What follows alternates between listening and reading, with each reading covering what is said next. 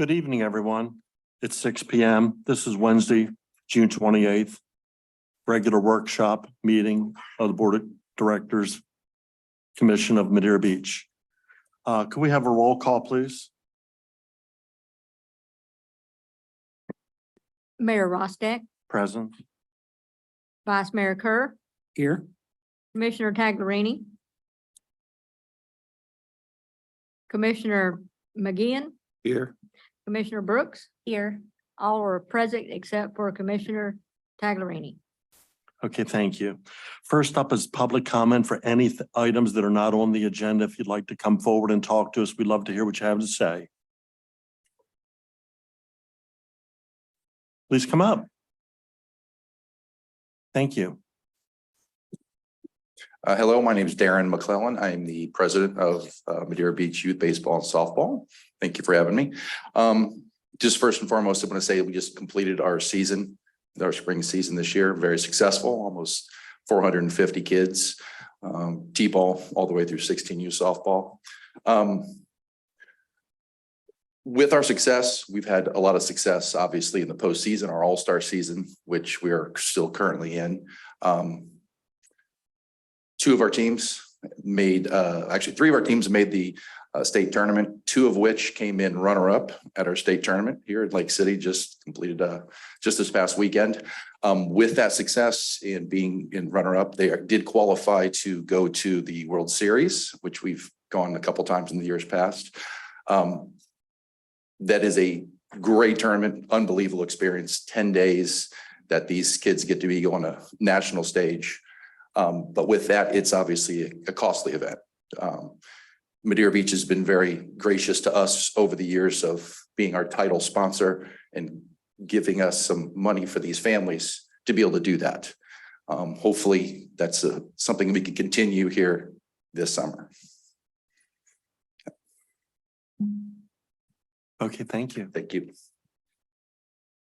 Do we want to have a discussion on this now? So Mayor and Commission, and again, I'm Robin Gomez, the city manager, and I think Jay Hatch will come up and give a little bit of background, but the city, we have provided some funding for Madeira Beach Little League for their, as gentleman stated. So last year we provided $10,000 for them to cover their expenses to go to the World Series.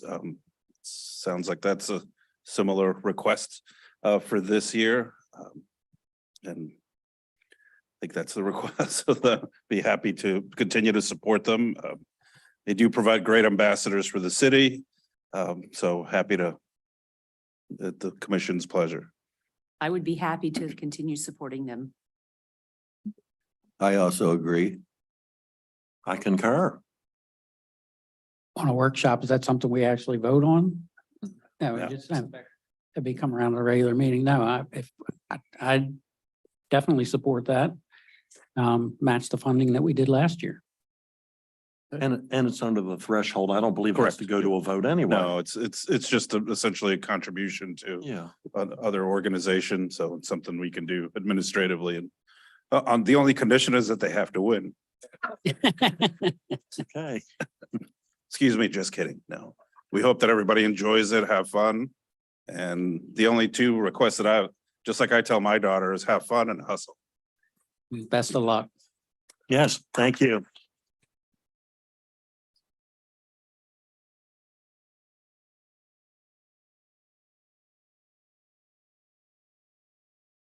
Public. Okay, next item up is Sorry. Yeah, for public comment. still, public sorry. comment. Do we have any other public comment for items that aren't on the agenda? Yes. I do. Hi. I'm here. I'm back. So, good evening, Christina Otten of 544 Johns Pass Avenue. So my husband and I were both here last, and on June the 5th for the shade structure conversation, and specifically the setback limitations that we're, as waterfront residents, are currently faced with. We understand that the Planning Commission still requires time to discuss the complexities of modifying the code. And we just wanted to come here today and let you know that we have spoken to many of our neighbors. We have approximately 145 signatures in support of the effort, and we look forward to working together to effect a much needed change. Thank you. Thank you. Next, if you'd step up and talk to us, please. Good evening, Mayor and Commissioners. My name is Bill Howell, 497 Johns Pass Avenue. I'd like to ask for your assistance with the matter. As I believe you're aware, litigation has been filed against the developers of Madeira Beach Town Center. There are allegations that indicate that the city has not been following its code requirements for issuing building permits and collecting permit fees. Has anyone at the city investigated to see whether those allocations are true?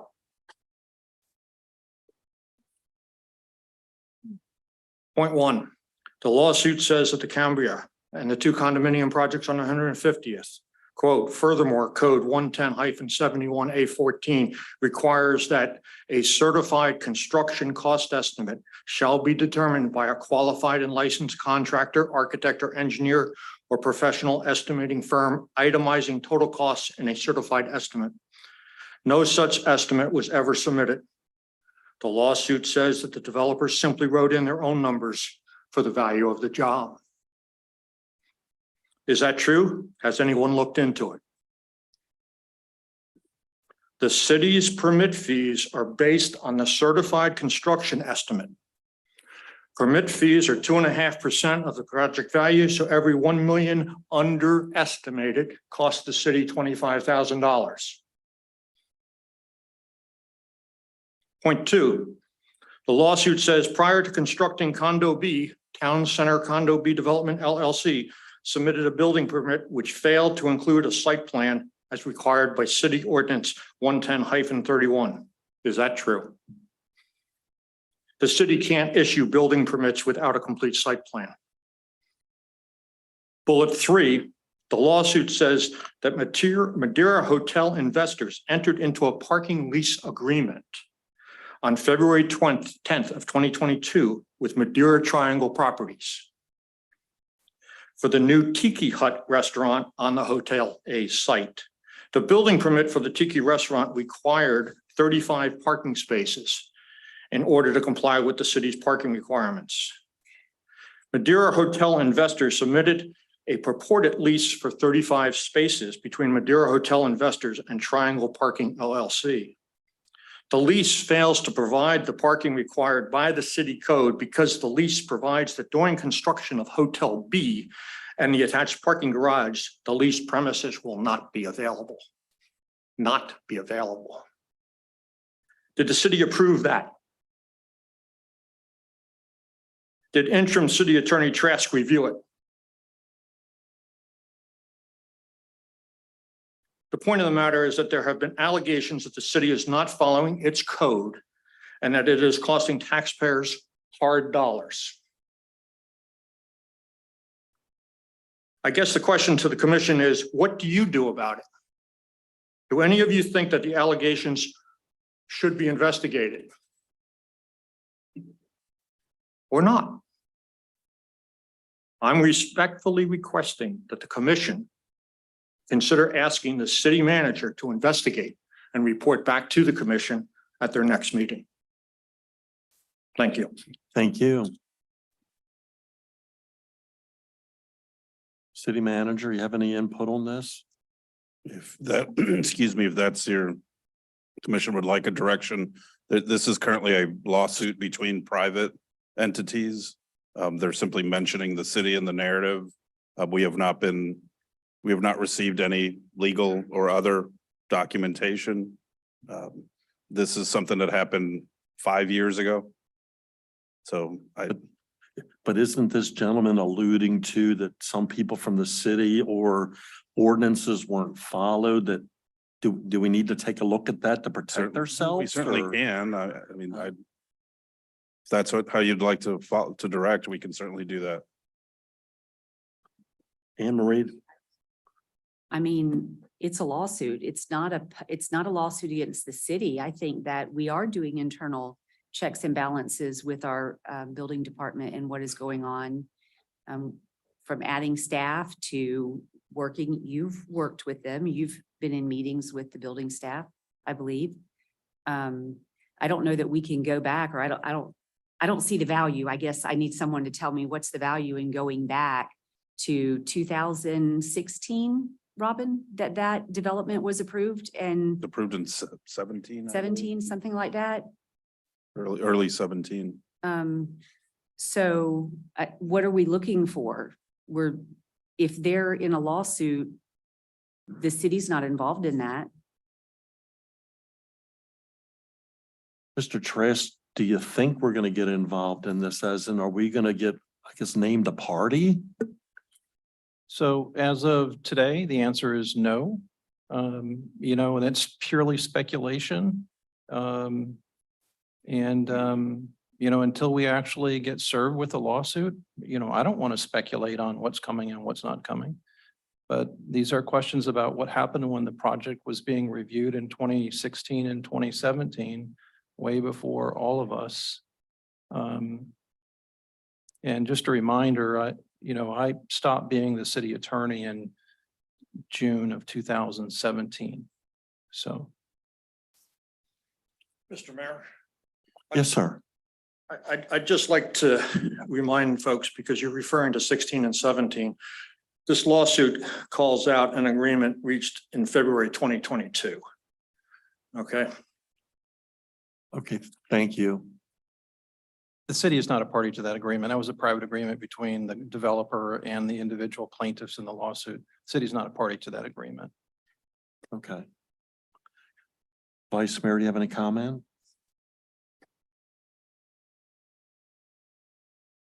Only comment that I would really have is to review the comments that Mr. Howe presented.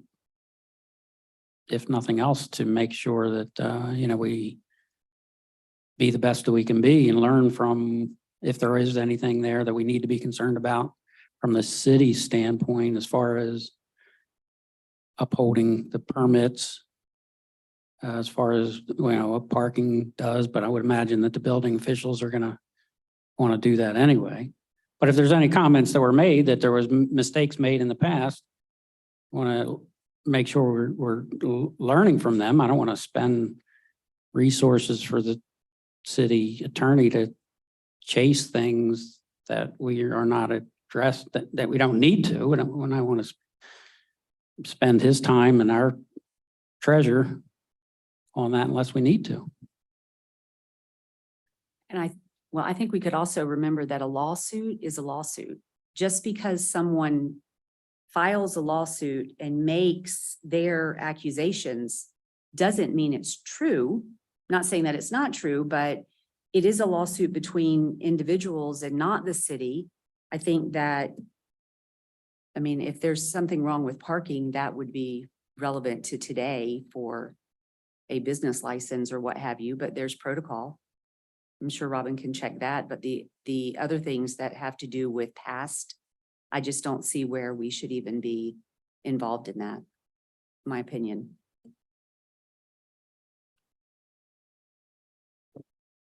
So we'll make sure that we are doing what we need to be doing with following our codes.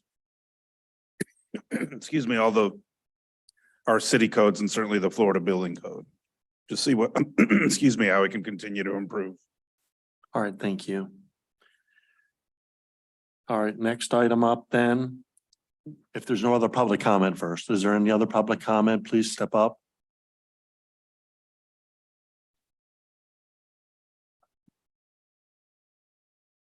Hi, I'm Peter Peixoto, 182, 148th Avenue East. I'd just like to comment on the last topic that Mr. Howell brought up. I fully understand that there may not be a filed lawsuit, but I think there have been a number of allegations of selective enforcement of code, some vagaries in the code. So I think just denying, putting it aside runs the possibility of putting your head in the sand. May not warrant a full investigation at this point in time, but I think just putting it aside as if it's, we're not going to worry about it until something really bad happens may not prepare us. If anything that the previous speaker's comments brought forward has even an inkling of truth. And frankly, they seem to have something that would be easily determined, I don't know, 35 spaces and things like that. Certainly somebody here could make a determination as to whether there is a ring of truth to them, whether they prove out or not. So I'd certainly encourage the commission to consider at least taking a look at whether there's a prima facie, whether there's some merit there. Thank you. Okay, thank you. City manager, would you, with everybody, if everybody's in agreement, maybe spend a half a day to take a look and try to marry code to what has potentially happened? We don't know if it has or not, because obviously everyone is innocent until proven guilty. If you wouldn't mind doing that. All I'll right, report back. please step up, sir.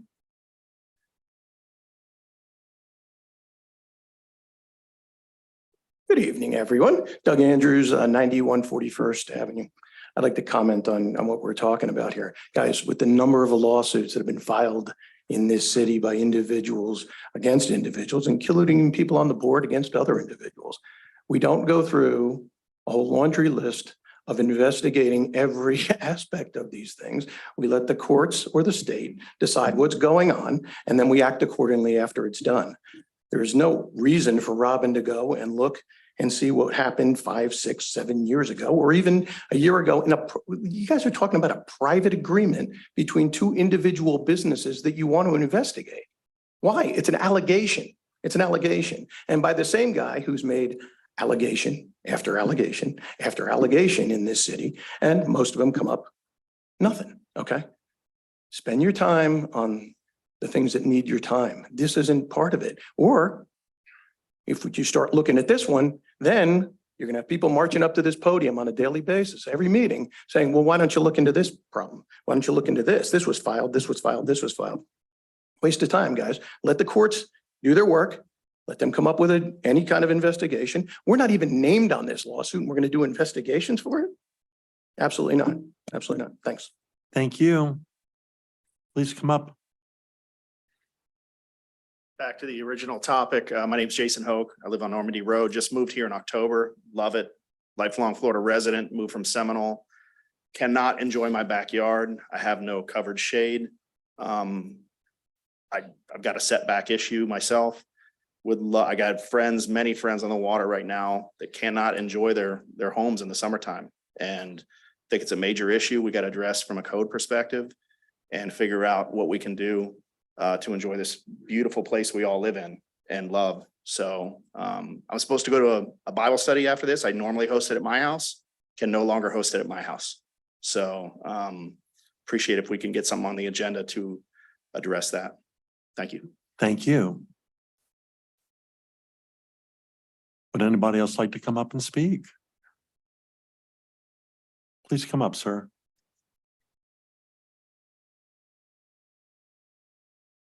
Bill Howell, 497 Johns Pass Avenue. I'd like for the benefit of the commission to tie the last two topics together. Okay, this request for shade for folks that are on the water and have setback challenges, and this question of whether preferential treatment was given or not. It's what I refer to as the preferred resident arrangement within the city of Madeira Beach. The mayor and the city manager spent more than 2 hours at my house where I reviewed with them countless examples, including documentation, and showing them where the city has applied ordinances differently between two neighbors side by side. One neighbor is held to a standard, the other neighbor is not held to a standard. I think the previous speaker was making references to that. This is a real issue within this city. Okay, I can tell you right now, I'm not on the preferred list because I come and I speak up here. And that upsets people. So therefore I get extra scrutiny. Okay, and I'm required to do things that none of my neighbors are required to do. It's all been documented to the city manager. The mayor was in attendance. Okay, you have a real issue here, notwithstanding former Commissioner Andrews' comments. You do need to clean this mess up because it's been going on for years, and it is going on right now. So please listen to us. Thank you. Thank you. Is there any other public comment? All right, we're going to go ahead and move forward then. First item up is the liveaboard vessel discussion. And I think we have the PCSO Marine Unit Supervisor here. Thank you. Yes. Please come up. Mayor and Commission, we have from the Pinellas County Sheriff's Office, Sergeant Ronald Blair. Good evening, everybody. Glad to be here and hopefully we can get, some questions and some things answered today in this setting. I will first, our unit, our Marine unit, obviously we serve all of Pinellas County. We have 12 Marine deputies and then myself who supervise the unit, and then the Corporal Robert Mitchell, who also helps supervise the unit. So our hours, we usually start at 9 a.m. and we have deputies on the water until 11 o'clock at night, 7 days a week, 365 days a year.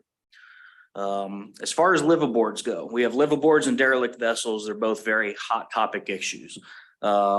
This, I see it's slated for liveaboards, so we can just talk about liveaboards or we can talk about both.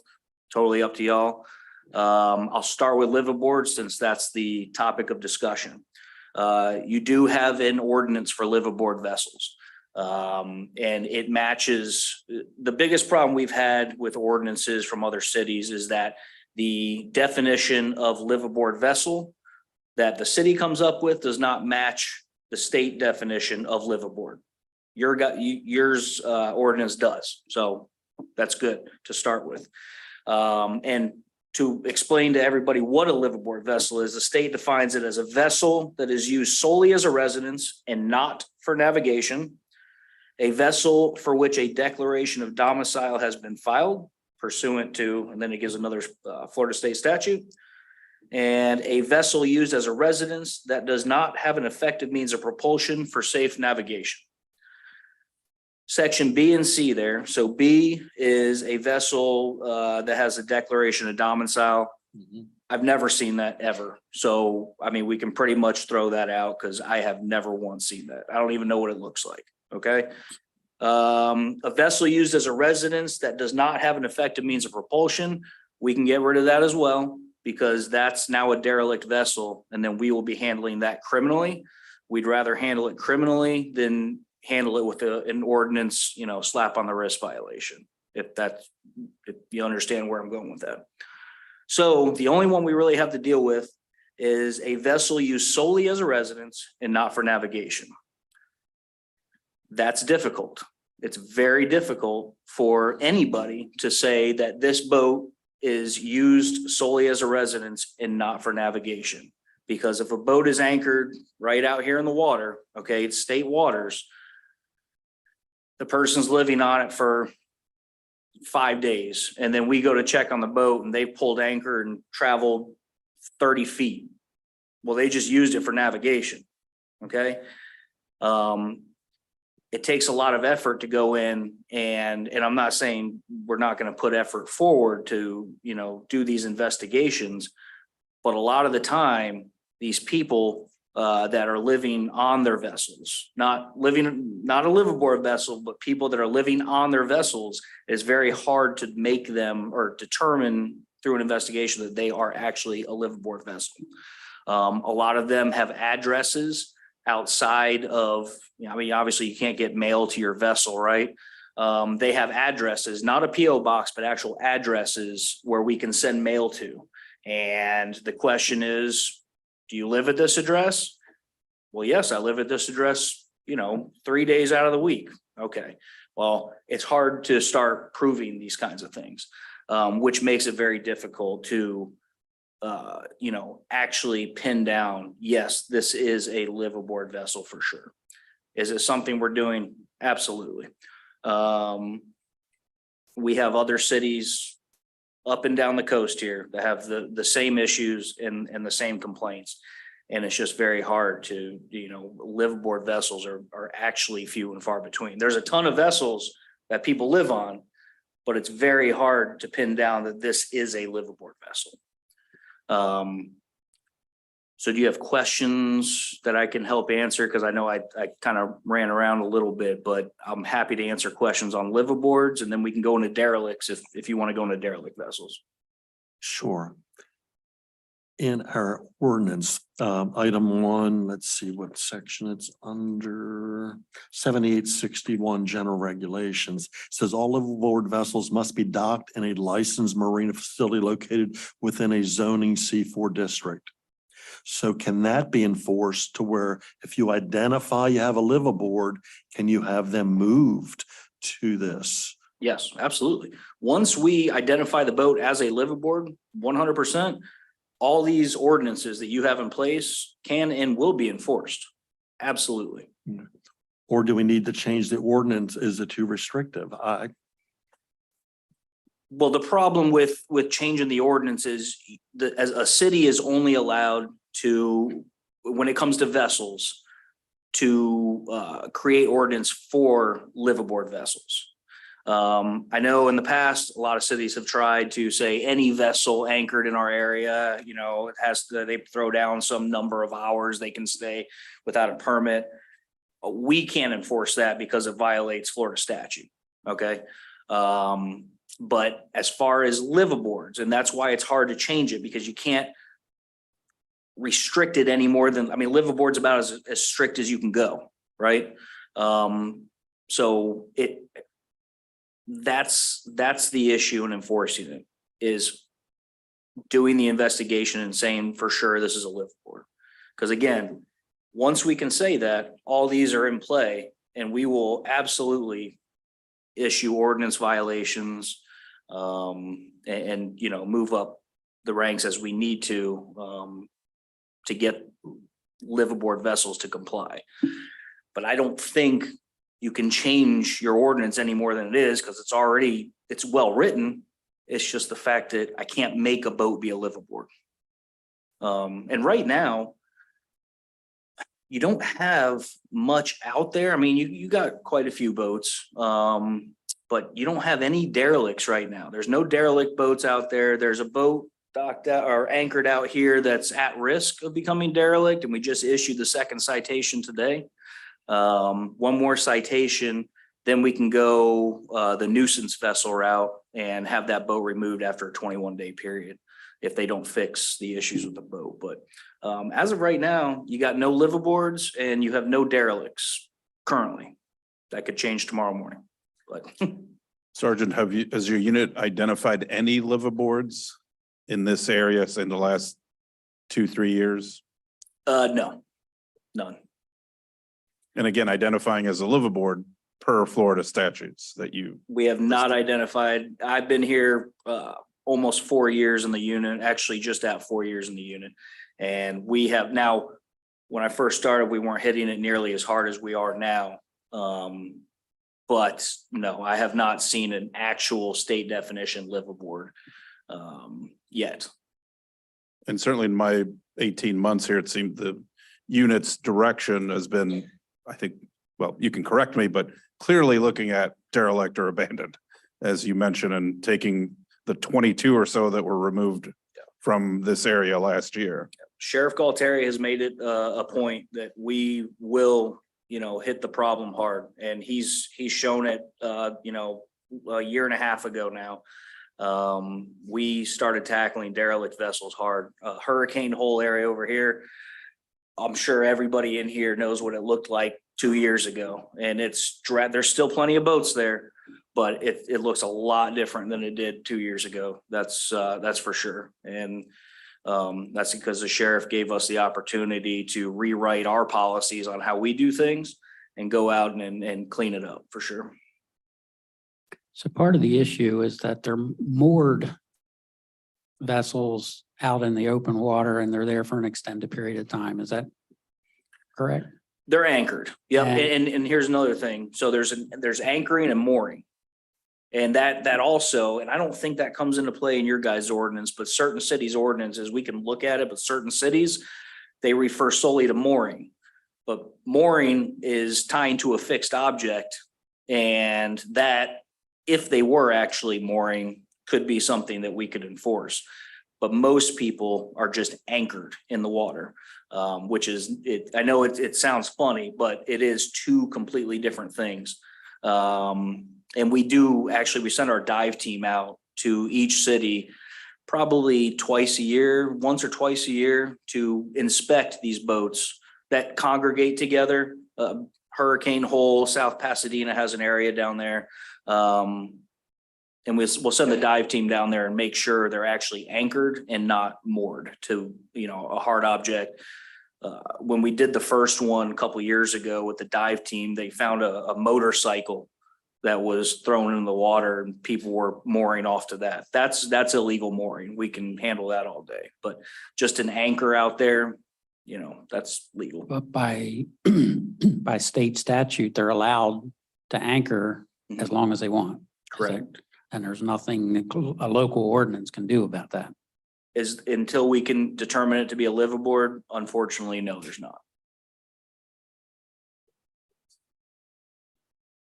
To be a liveaboard, it would have to have no motor and no sail.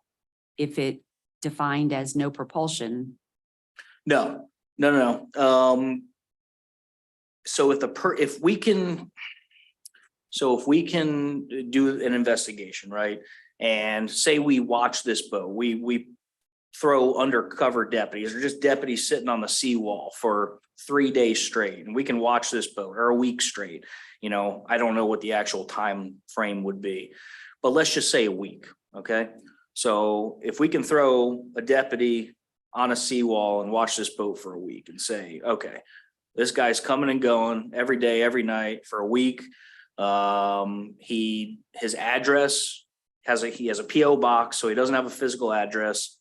That's where we can look at that and be like, well, this is more likely than not a liveaboard. But if we go and interview the guy and he's like, I got an address here, here's my house, my address on here, it's not a PO box. And I like to go to my house once a week and sleep there, but I just like sleeping on my boat more. Well, have you moved your boat? I moved my boat last week and here it is on my Garmin screen, that I moved 15 feet. Okay, well, it's hard to say for me that's a liveaboard vessel. He used it to navigate. He has a home address. He tells us that he's living somewhere. It's hard to actually throw as much time and resources as it would take. It's unrealistic to have a deputy sit on a seawall for a week, right, and watch the boat. I know some of y'all would love that because, we could get it out, but it's not realistic. We're looking at options with setting up some of our cameras that we have. We are looking into things like that, but right now we have to go with what we got.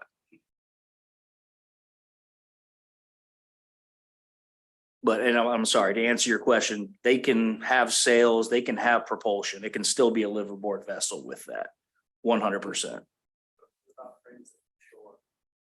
they doing dinghies transiting to shore? Well, if they're not using their boat to go, like their main boat, if they're just using a dinghy, then I would say they're not using that boat for navigation. But at night, they're doing a lot of those. Many of them don't have lights. Have you been able to make any citations there? Yes, and we do issue citations. Like I said, I have a boat that's, stays out until 11 o'clock every night, and they are pretty hard on anchor light violations for sure. Yep.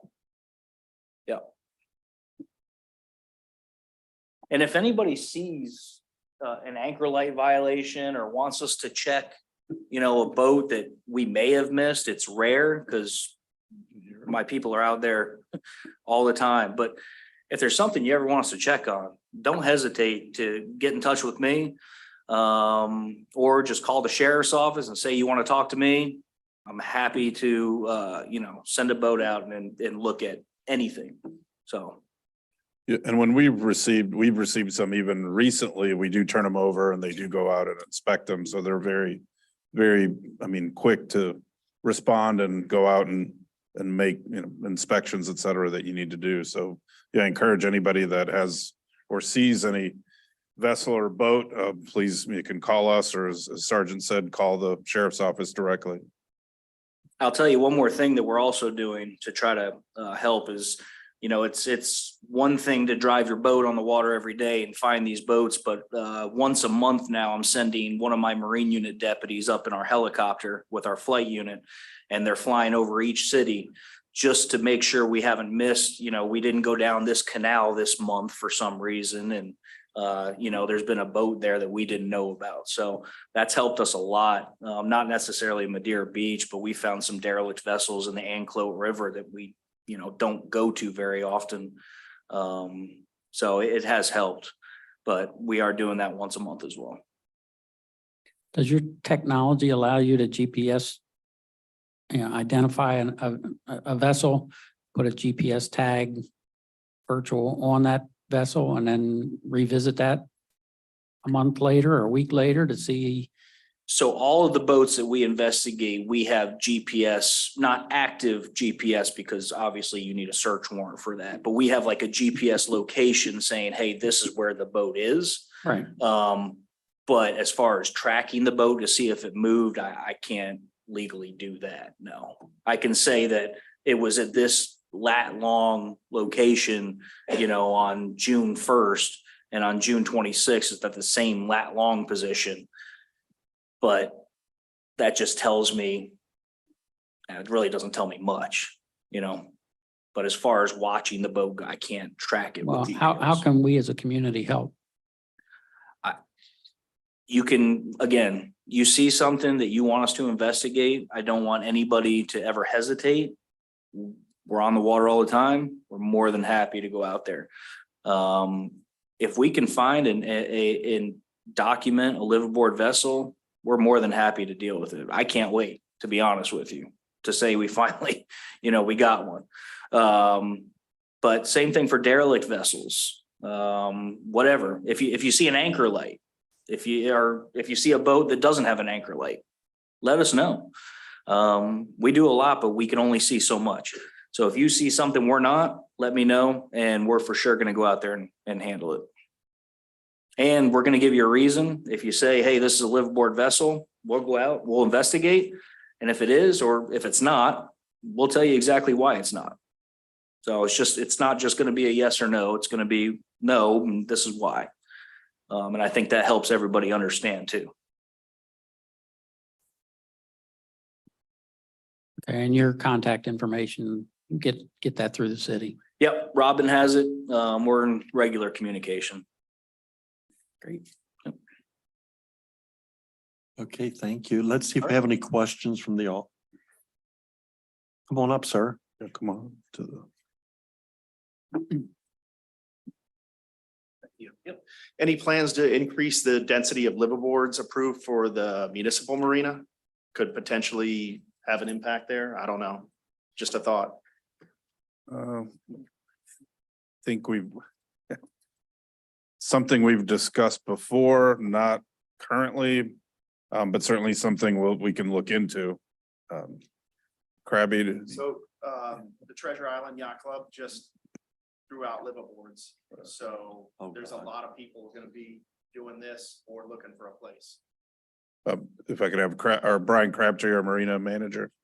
It's not, oh, here we There you go. go. Okay, we are full on our liveaboards as far as what we take. We only have one dock that can support them that has a pump out system on it. And there's only a certain percentage that we really want to have that we can, handle per se. So we're not looking to increase any more liveaboards that we have. The ones we have been there quite a while. They're pretty good. You just kind of never know what you're getting to with, somebody that's going to be there 24/7. So. And also our space is limited to expand. And I think that's what your question was really, could we expand, use existing space or any additional, but we're obviously limited for any additional, but it looks, we're not looking to expand with the current footprint, the current square footage that we have. Correct. I have a question about the environmental impact of these boats that never move month after month after month, or move 15 feet or 30 feet. Is there anything that we can do to force these people? If somebody's living aboard that boat 3 nights, 5 nights, whatever it is, and that boat doesn't move more than 15 feet, what's happening to the sewage on the boat? I think it's a pretty, everybody understands what's happening to it. And I appreciate the Marine unit and the land unit for the sheriff's office. They do a great job. But is there anything that you guys, that we can do? Maybe we don't see it, probably done in the middle of the night. How can that be addressed? Thank you. So we can enforce, there's a toilet on boats, and Corporal Mitchell, is it 26 or 27 feet and above? Is it 26 feet? Okay, so a vessel 26 feet and above, they have to have a toilet and an MSD system on it, a marine sanitation device. Now, we can't regulate marine sanitation devices. That's a Coast Guard issue. It's in the laws. For some reason, they can only regulate marine sanitation devices. But the vessels that are required to have toilets on board, a marine toilet, we can regulate. Now, if they don't have these toilets, and we have been doing these inspections recently, one, we can inspect to see that the valves that come from the toilet into the water are closed. And we do that with a dye tab that we put into the marine toilet. We can inspect the toilets to make sure they're functioning properly. And we can inspect any kind of, if they have a pump out service, we can inspect those. Most of them do not have pump out services. So are they dumping their waste into the water? They very well might be, but my deputies have to see them do this. And that's the problem. We get a lot of phone calls that people are concerned that this is happening. But unless we see it happen, it's just, we can't do it. We can't enforce anything. We can't just assume, that they're doing it legally. Everybody is assuming they're doing it, but legally, I can't do anything about it unless we see them do it. Is there an environmental impact? I'm sure. But when it comes to derelict vessels, once the vessel becomes derelict, that's an environmental impact, and we're handling those within 21 days. Well, the case closes in 21 days, and then we hire a company to come remove the vessels from the water. But as far as regulating the dumping the sewage, into the water, we have to see it. Thank you.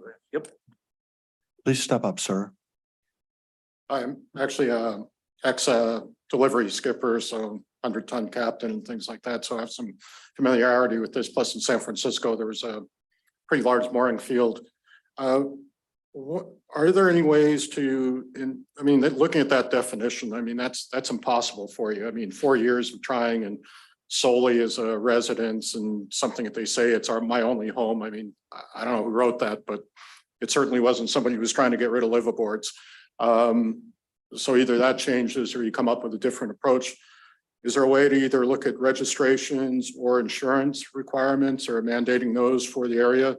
I know every marina has at least I think it's $500,000 liability requirement, which isn't that expensive, by the way. The full, collision stuff is expensive, thousands of dollars, but pure liability is hundreds of dollars a year.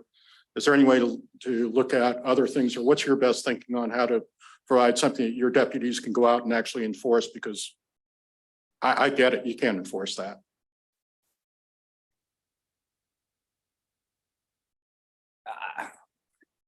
I don't know. I wish I did know, to be honest with you, because going back, cities, when it comes to vessels, can only regulate liveaboard vessels per the law. So as far as insurance requirements and all that, I don't know. I'm just the Marine sergeant, but I don't know. I don't know what could be done for I have no idea. But I do know. Registration maybe, or? Yeah, they are. They're registered or documented vessels. They are, because that's an easy citation if it's not. But they are all registered and or documented through the Coast Guard. Yeah. I thought we passed something a few years back where they had to show receipts of pump out once a week, or I don't know what the time period was, but on a regular basis. Was that ever passed? Do you know?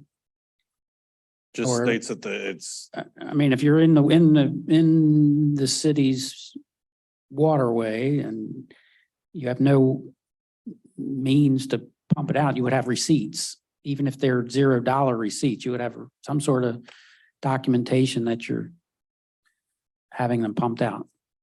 So I know there's mooring fields, not necessarily in Pinellas County, but there are mooring fields that will require pump out receipts in order to moor there.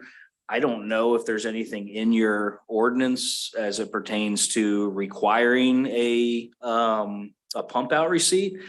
And if there was, I don't know off the top of my head if that's something that we could enforce. I'm not saying we wouldn't. I would have to get with our legal department because I just don't know.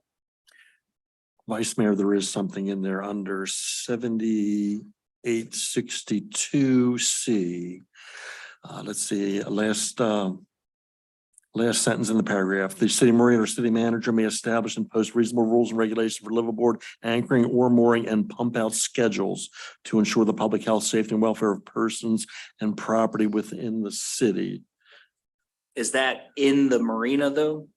It doesn't say it's, No. to read it, it's a little Because you have sketchy. obviously liveaboards in your marina Yeah, facility. Well, it doesn't specify. ahead of that, it says, I mean, a temporary, in the whole permit requirement section, in that paragraph and the paragraph above, except for, and then liveaboard is crossed out. So vessels lawfully docked or private facilities. I don't know, it might be something to look into. And if they're not meeting that requirement, maybe that would give you an avenue to have them move on. Yeah, I'm more than happy to look into it for sure. So I have a question for clarification, Mr. Trask, maybe you could. In this ordinance, to me, this ordinance is not a good ordinance because the ordinance focuses on liveaboard. And if there's not a boat that, and the complaint from the residents seems to be the boats that are floating out in the water, that are anchored out in the waterway that you see, they're not liveaboards. So all of the verbiage that's in here does not pertain to any of those boats because those are not by definition liveaboard boats. So you can't, if you're going to rely on our ordinance, you can't enforce anything. Am I wrong in how I read that? I would say that the time the ordinance was put together, that the whole liveaboard definition, They put If the it's a- liveaboard definition in the ordinance. I And understand. I remember when they did this and they were so focused on getting rid of the boats, making the boats go away, making them pump out, making them get a permit to stay for a couple days, and then they had to go on their way. But you would have to define the boat as something different than a liveaboard, because if I put my boat out there and threw my anchor and hung out for a couple weeks, you couldn't enforce anything because it's not a liveaboard by definition. It's my boat. The only thing a city can regulate though is a liveaboard. The state, that's what the state allows. If you have a different opinion, but that's what the state allows. That's what the state lets cities regulate. So you can't put in your ordinance that, any anchored vessel within our city limits has to have, a 72-hour time limit, or it has to be a liveaboard. That's the only thing you could put in there. Which even according to you is extremely difficult to It is. prove. So the whole ordinance, even though it makes you feel good to read it, Mhm. it's really not an enforceable ordinance. It's most enforceable, but cases. it's hard to enforce because, you would have to pin down that this boat is actually a liveaboard. And that was a perfect example that you gave. You have a house, but if you put your boat and say, hey, I want to live on my boat for 3 weeks, 4 weeks, you're allowed to. I will say one more thing. I remember back, I don't remember all of the conversations and the reasoning, but there was a time when the conversation was brought up of the city getting a pump out boat so that the city could go out to the vessels and pump them. I'm not advocating for that. I'm just saying if the biggest thing that I've heard over the years that people don't like is that they believe the boats are discharging into the bay. And if that is the main complaint, that would be an option where the individuals that feel like it's an environmental issue would. And getting a receipt for pump out, when we pump our boat out, we don't get a receipt. They No, don't but charge you that- for it, so they pump it out. There's no. That's something that they could Yeah. provide. They could provide documentation that on Wednesday, Well, give no, you- what I'm with- saying with is the when date. we go over to the marina and pump our boat, we don't get a receipt. You don't get a receipt unless you ask for one. We can print You you a can. receipt. Yes. Yeah, we just put a amount of gallons that you pumped out. It's a no charge and it prints you a receipt that has a date and a timestamp on it. And we don't charge for pump outs, never have. We get it all through our Clean Vessel Grant program. We have 2 pump outs. So we generally always have a pump out working. Whether it's on the T dock that you need to pump out or whether it's on our fuel dock. So we give everybody out there plenty of opportunity to do the right thing. It's just, they have to do it. Right. Well, as part of it, perhaps that should be a standard that we provide a receipt, even though it's no charge, with a date on it. And advise them to keep that on their vessel.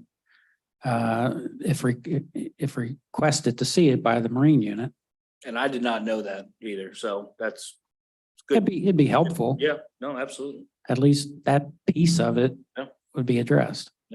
We could totally do it. What I'm gonna just be honest with you is that the ones that are the problems aren't coming to pump out. No, I So understand that. it's our regular recreational boaters that are coming around and they're doing the right thing. Cause hey, I'm there to get gas and we do have people come just to pump out and thank you for doing it and everything. But you have to do the right thing. So you have to be willing to do the right thing. And for these people to pick up their anchors and move and do these things, it's a process for them. So they don't do it.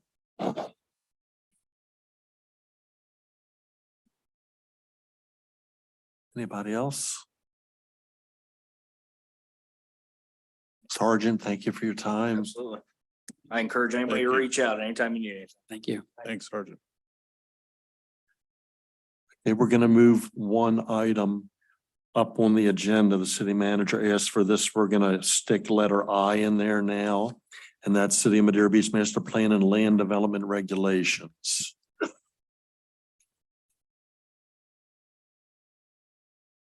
And then we'll continue with the regular line items. We have city staff Andrew Morris, our long range planner, community development director Jenny Rowan, and Mr. Healy, our city's consultant.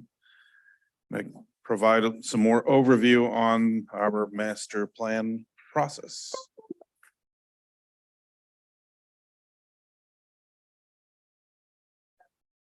Again, as I mentioned earlier, or perhaps at the previous meeting, in 2002 or prior to 2002, the city underwent a master plan process that resulted in a report completed in 2002, essentially the city's master plan. That document is on the city's website. It's been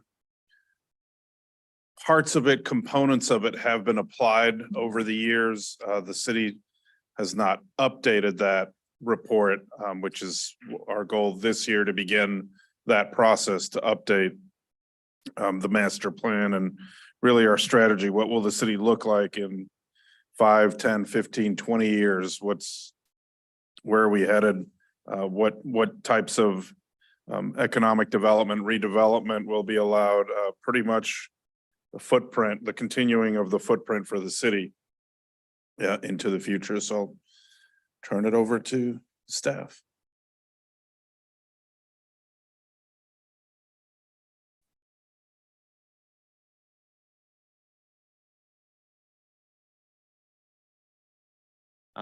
Good evening. The first part of our presentation is just a short history of the City of Madeira Beach Master Plan. So, slideshow. There we go.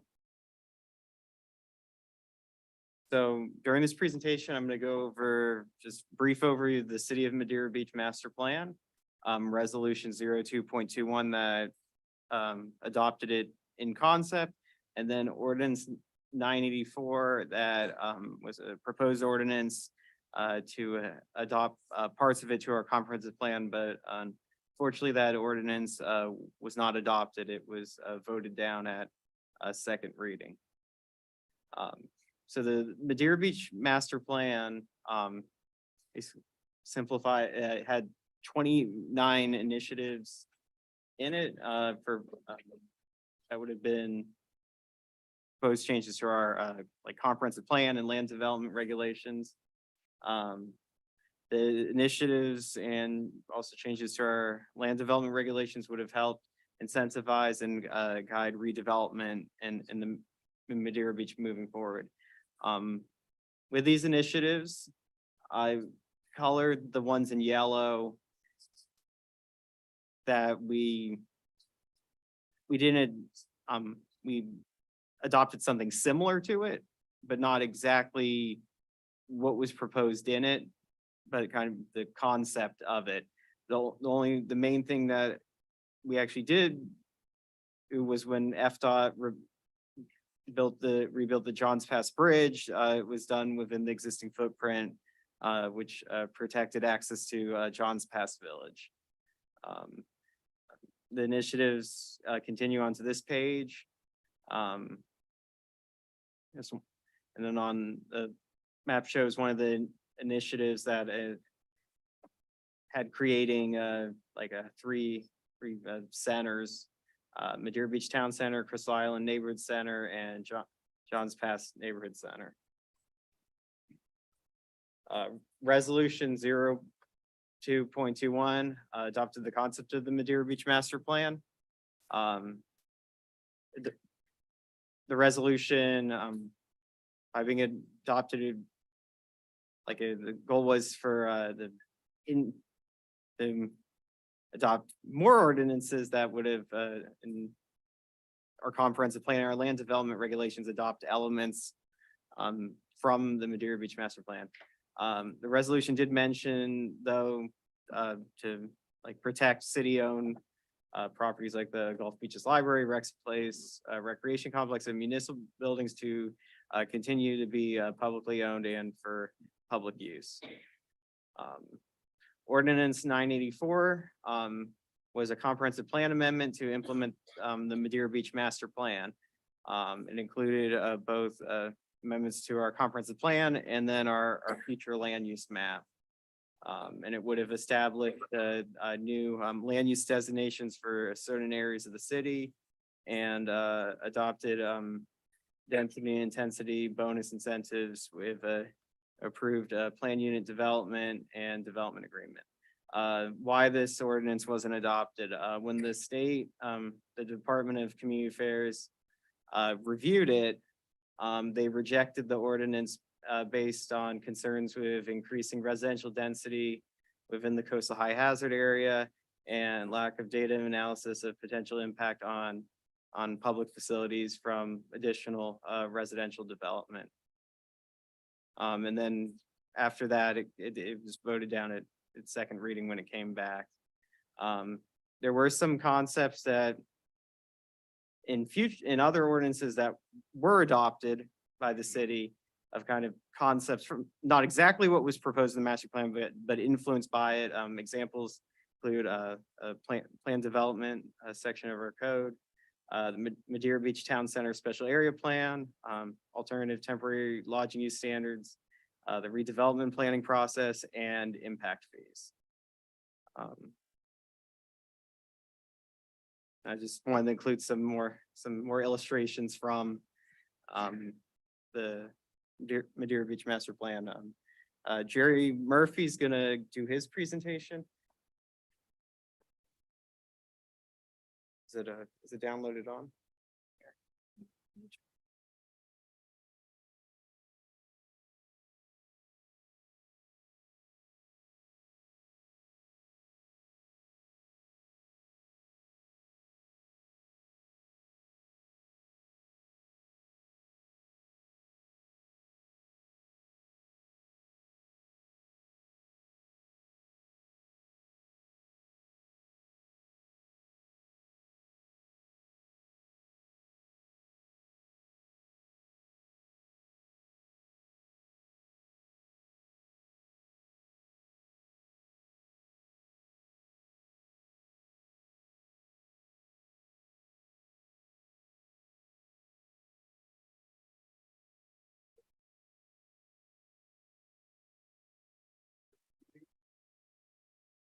Vice Mayor, good to see you again. When I was last here, we spoke on the microphone, and now I am now.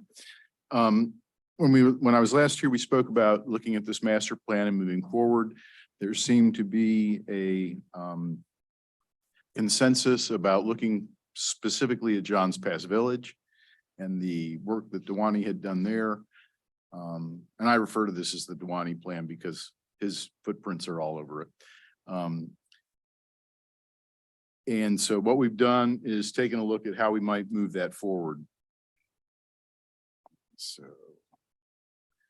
Johns Pass Village, obviously. No, it's fine. Or, oh, was that better?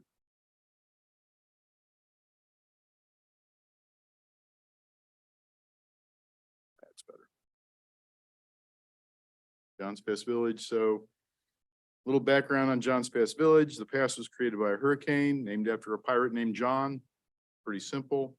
And this language is basically taken from your website. So this is how the city looks at Johns Pass Village. You identify it as a quaint turn of the century fishing village. And so I think that's something you need to think about because we've turned another century. So I'm not sure which turn we're talking about. And if it's going to be a quaint fishing village type style, then you probably want to quantify what that means so that as redevelopment comes forward, it knows what it needs to do. You may want to change that. And that's one of the things that I think you need to look at in terms of looking at your overall community character and how that fits in. And it is Pinellas County's #1 tourist attraction, or at least among the top. It varies from year to year based on economic factors. Louder? Yes, please. There's over 100 merchants. Unique retail shopping. So is that something that you want to keep moving forward? Is that how you want to characterize this place? Variety of restaurants, local fishing fleet. So it is active on a working waterfront. And that's a particular designation under Florida statutes. And I'm not certain to what extent the city has pursued that, but there's opportunities there and working with the state for assistance, some of it financial. Metered on-street parking. You were talking earlier in your budget meeting about parking and how important that is to the city. And so moving forward, as you're looking at some of the conditions that we'll talk about in a minute, you want to maybe think about how that parking is going to roll out in a redevelopment situation. And then there's the beach. Many people who go to Johns Pass Village don't really know the beach is there, and the ones that do are often a problem for traffic in terms of transiting the highway. So maybe there's opportunities there, particularly as climate change is going to force things to go up and the National Flood Insurance Program. And it's open daily. So that means it's open 365 days of the year. It never closes. Some businesses may close, but the village itself is always open. So in a redevelopment scenario, how do you handle the redevelopment and keep the village working? Those are important factors to take into mind. So future conditions, climate change, we can't ignore it anymore. You've already got sunny day flooding in places. I don't know that it happens in the village, but sooner or later it will. You have stormwater management issues. The village is old in terms of its design. It's not designed to current standards. And so the stormwater is probably not being treated as well as it could and maybe contributing to some of the problems that we talk about with the liveaboards. Extreme weather, tropical storms, increasing rainfall. You're going to be wetter there more often as you will be throughout the entire city. And then ultimately sea level rise. The water will eventually come up and not go away like it does with storms and with rainfall. You have public lands there. You mentioned that earlier in your budget discussion. You've got a parcel that has a shop on it, and then you've got all of the right of way and the parking. And so that's something to be considered in terms of what can the city do in terms of utilizing their impact fees or general funds or whatever. What do you want to do to keep the village robust, certain improvements? And then you have a private factor. You know, what do you expect from the private factor? If the city's going to invest in improving the village, what should the private property owners do?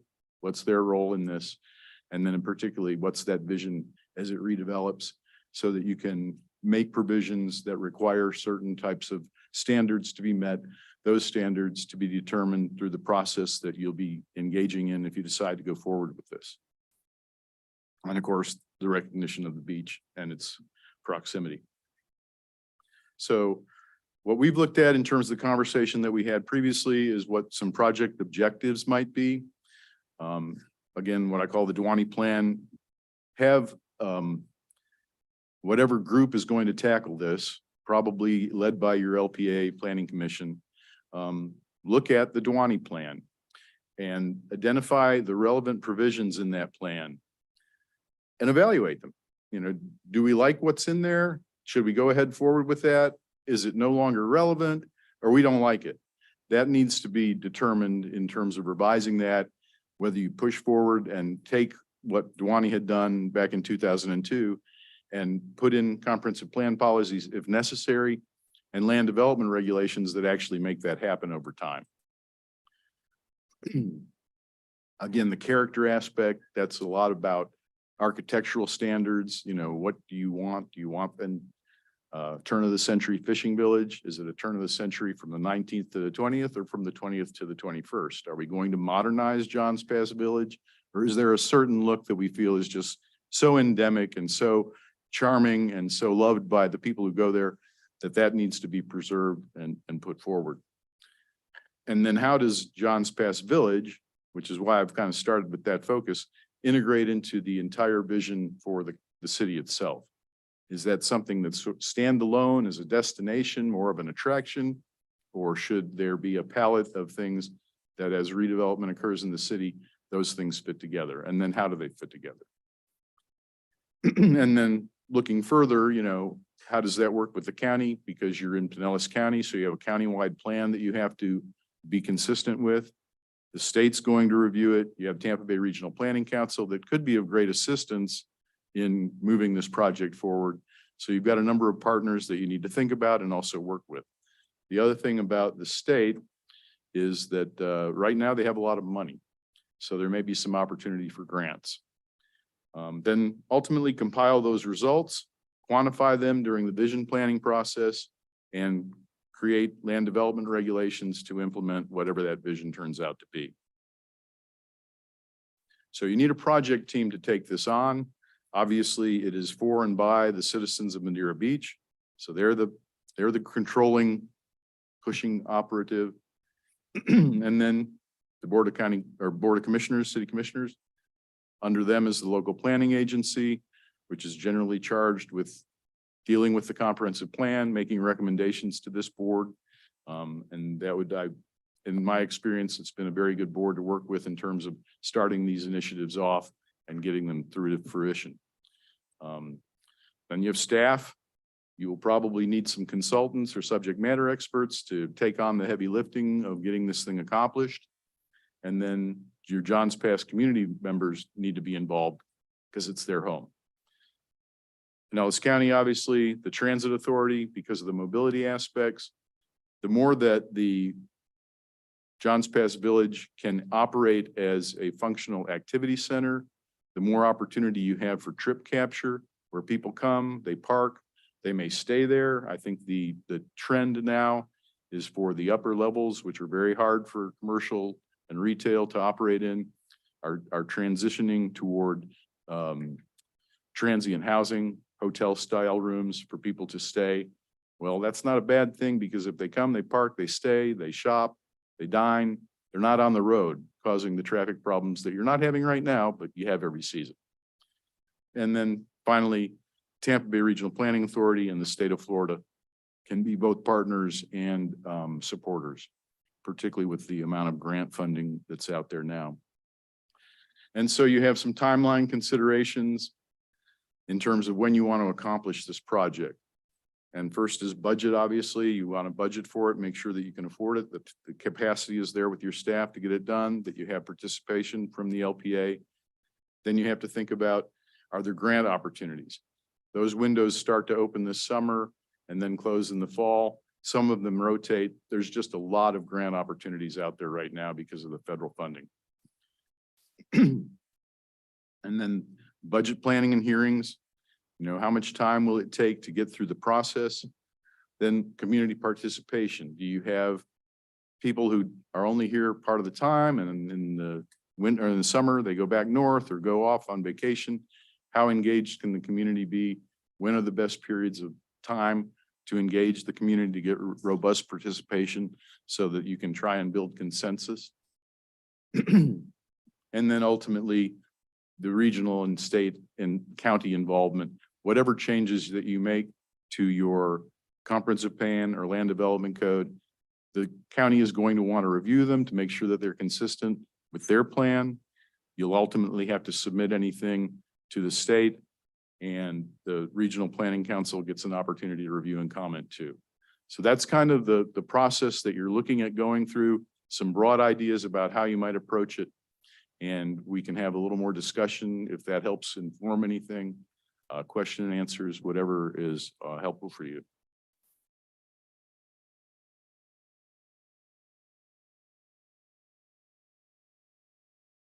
Great presentation. Thank Thanks, you, Jerry. Commissioner. Personally, you have to have a plan. And right now we're without one. We have one that's 20 some years old. It's the activity center, Johns Pass Village, is always meetings regarding that is always very well attended. There's a lot of passion on multiple sides.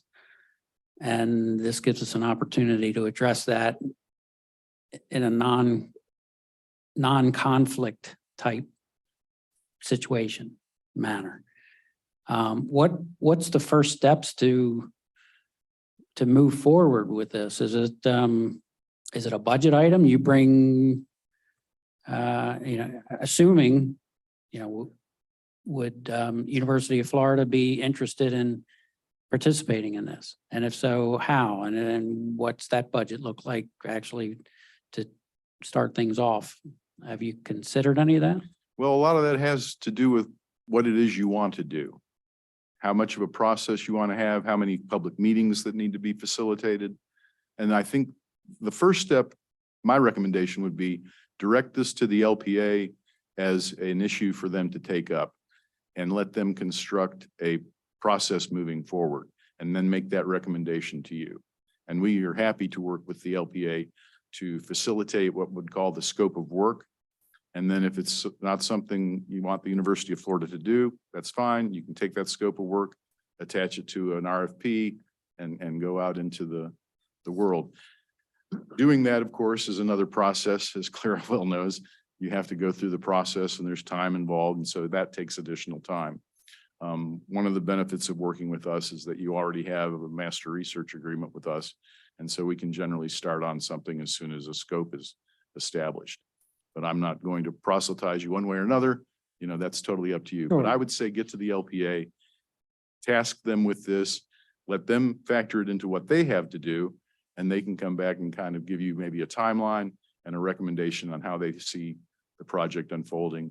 And we're Oh, happy to work with them to Yeah, develop. Johns that. Pass Village, I mean, just that activity center, that area is going to change. And in one way, if we bury our head in the sand and don't do anything and just let change be presented under development agreements and that's totally the wrong avenue. We need that. We need to at least come together as a community and decide this is what we want it to be. And you've brought out some great questions in just this short presentation. So I'll leave it to others to comment. So, I mean, I served on the planning commission, and one of the very first things, well, it was one of the first two books I was given was the Dewani Plan. And I was told to study it, read it, understand what it was, because they were going to work on, the planning commission was going to work on this. Somewhere along the way, the planning commission got sidestepped on it. And we got into other things. I don't know if it maybe it's because Linda got sick or what have you, but I brought this up last meeting, one of our last meetings, that whether or not everyone on the commission had read it. I think it's a great start. I don't think it is the vision of our city today. I don't think it was the vision of the city 20 years ago when it was completed. But I think it would be interesting to send it back to the Planning Commission and get an idea of somewhere to start so that it can come to us and we can have meetings, they could have meetings, and get going. Because I agree with Vice Mayor Kerr, if we don't do something, the city's going to continue to change.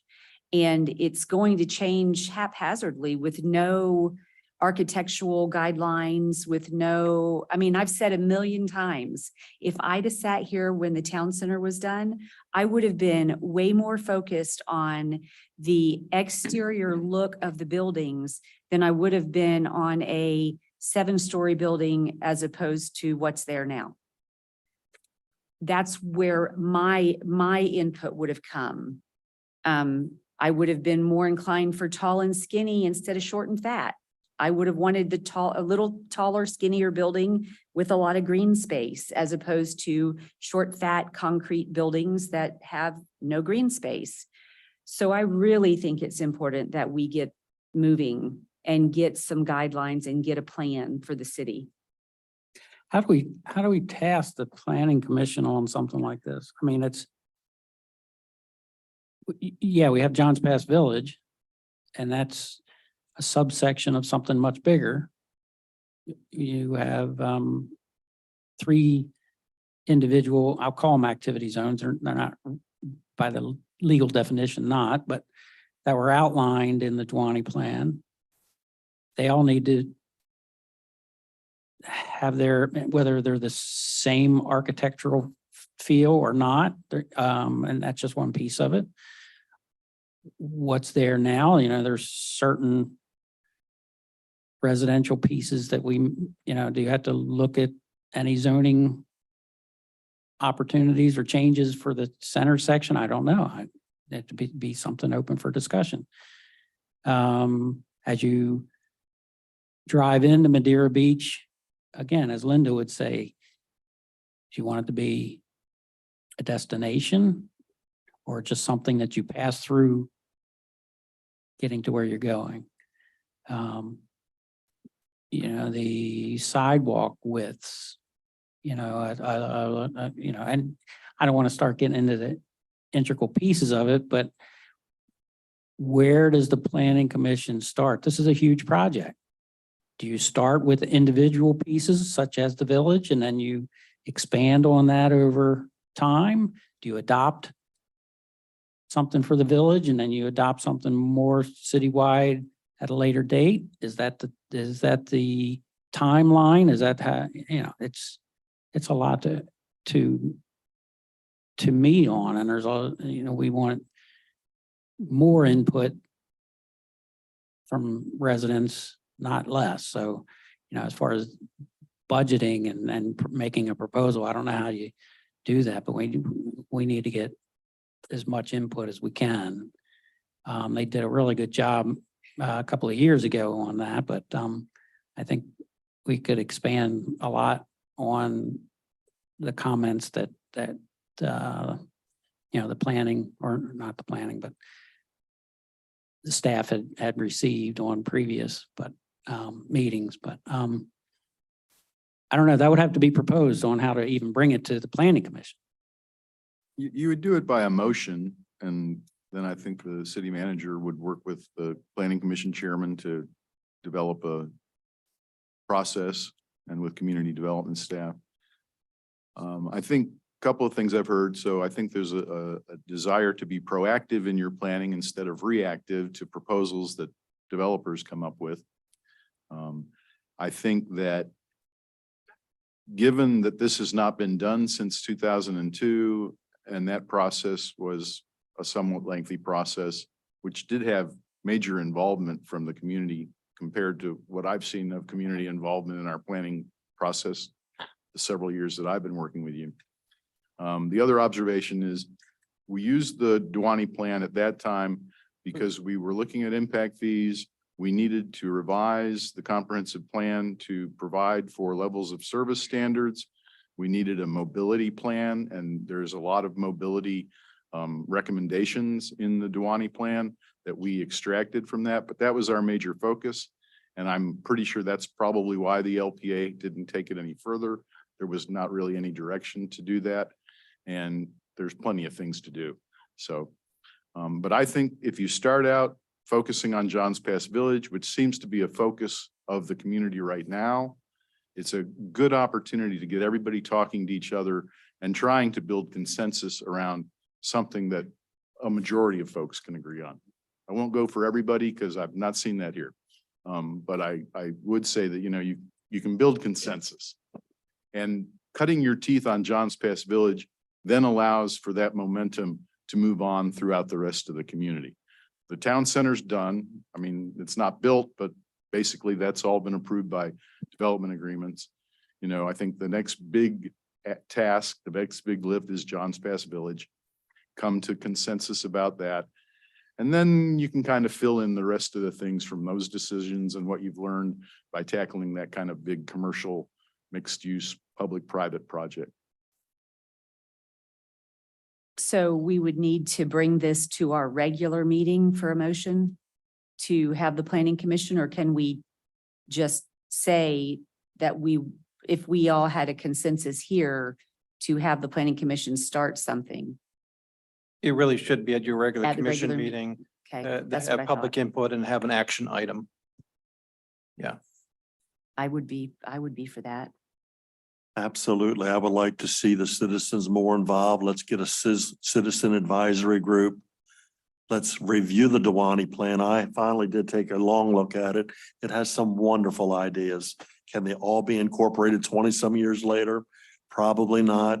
I love this gentleman's ideas that we start at the most southern part, Johns Pass, the most controversial area, work north up Gulf Boulevard. Excellent ideas. But we have to start somewhere.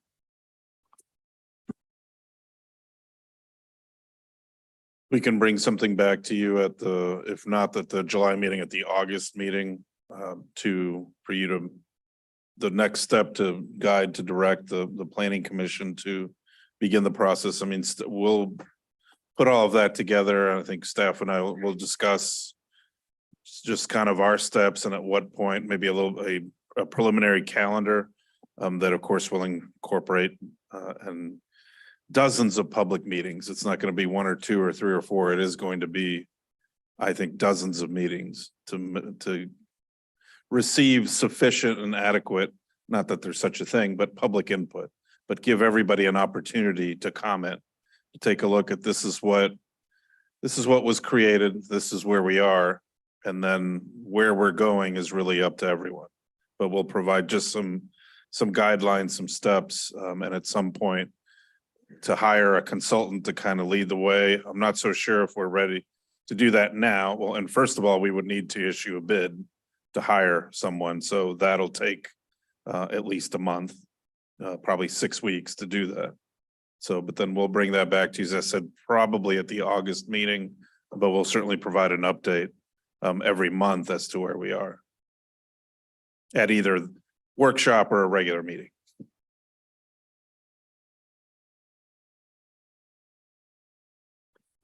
Do we have any public comment on this? Please come up.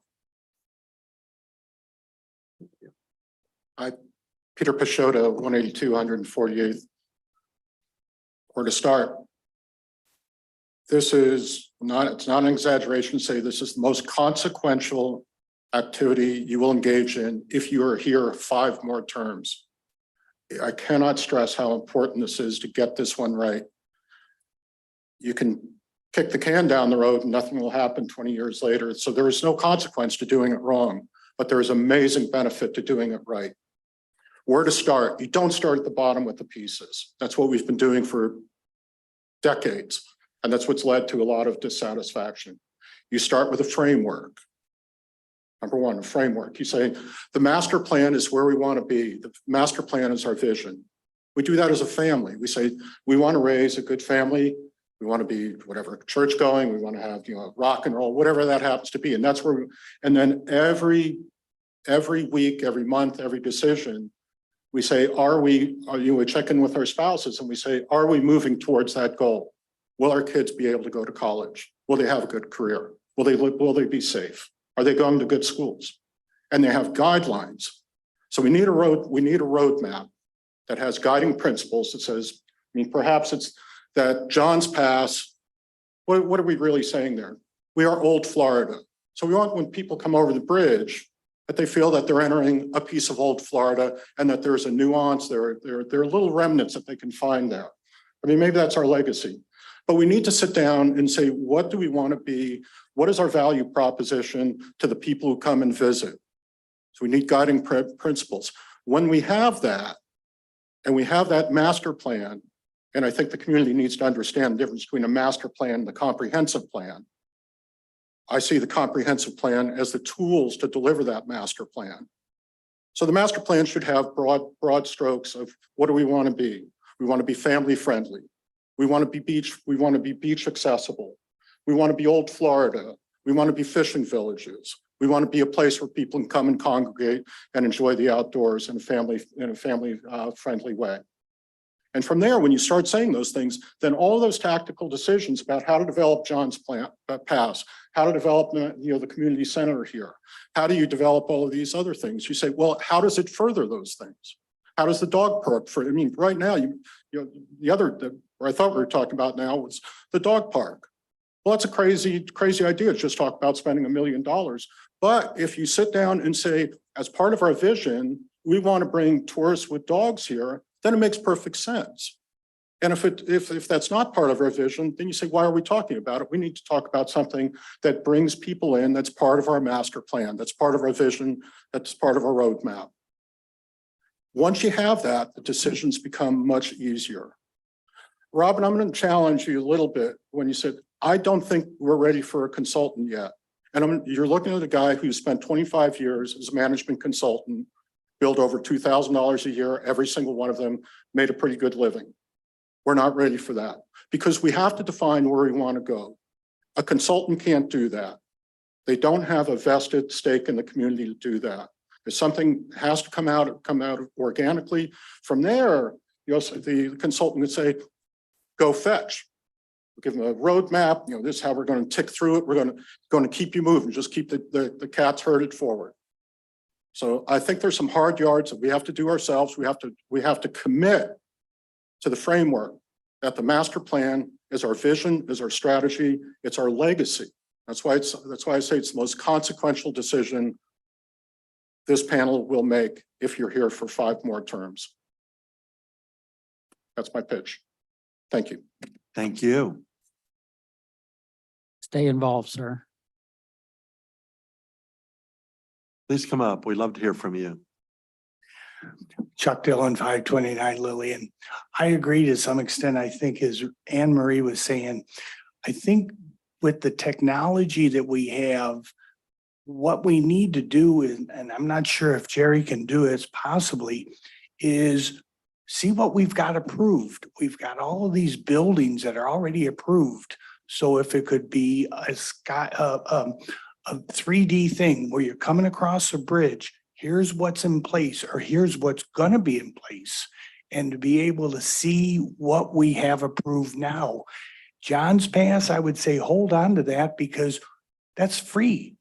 Let's see what we've got going into John's Pass and see what it's going to be. We've got that huge 7-story building by the fish house and what the fish houses and all of those are going to be, and do a sky through 3-dimensional view as you're coming onto the bridge, both directions across John's Pass, where you'll see what you've got.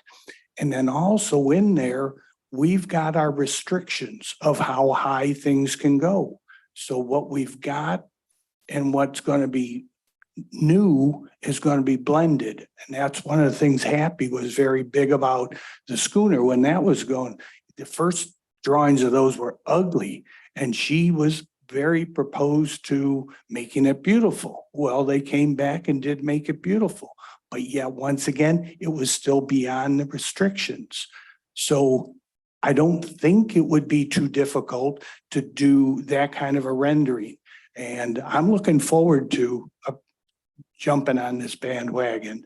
But like I say, let's see what we've got. The town center, we've got these 3 buildings, we've got the marina that's going to be going up. All of these are already approved. So let's see how those come as to what's going to be going on in the future. The future is John's Pass, and as I said, he's looking for what we want in John's Pass. And we've got all of these, the potential of the parking garage, where that's going to look and how that's going to be. So there's a lot of things that are already in the works and being done that can be put into a picture. And just like the Duani plans, where it looks beautiful, they've got the divided highway and everything. But let's look and see what we've already approved. Thank you. Thank you. Anyone else like to public comment on this? All right. Item B now, we have the city dog park improvement discussion. Mr. J's heading up.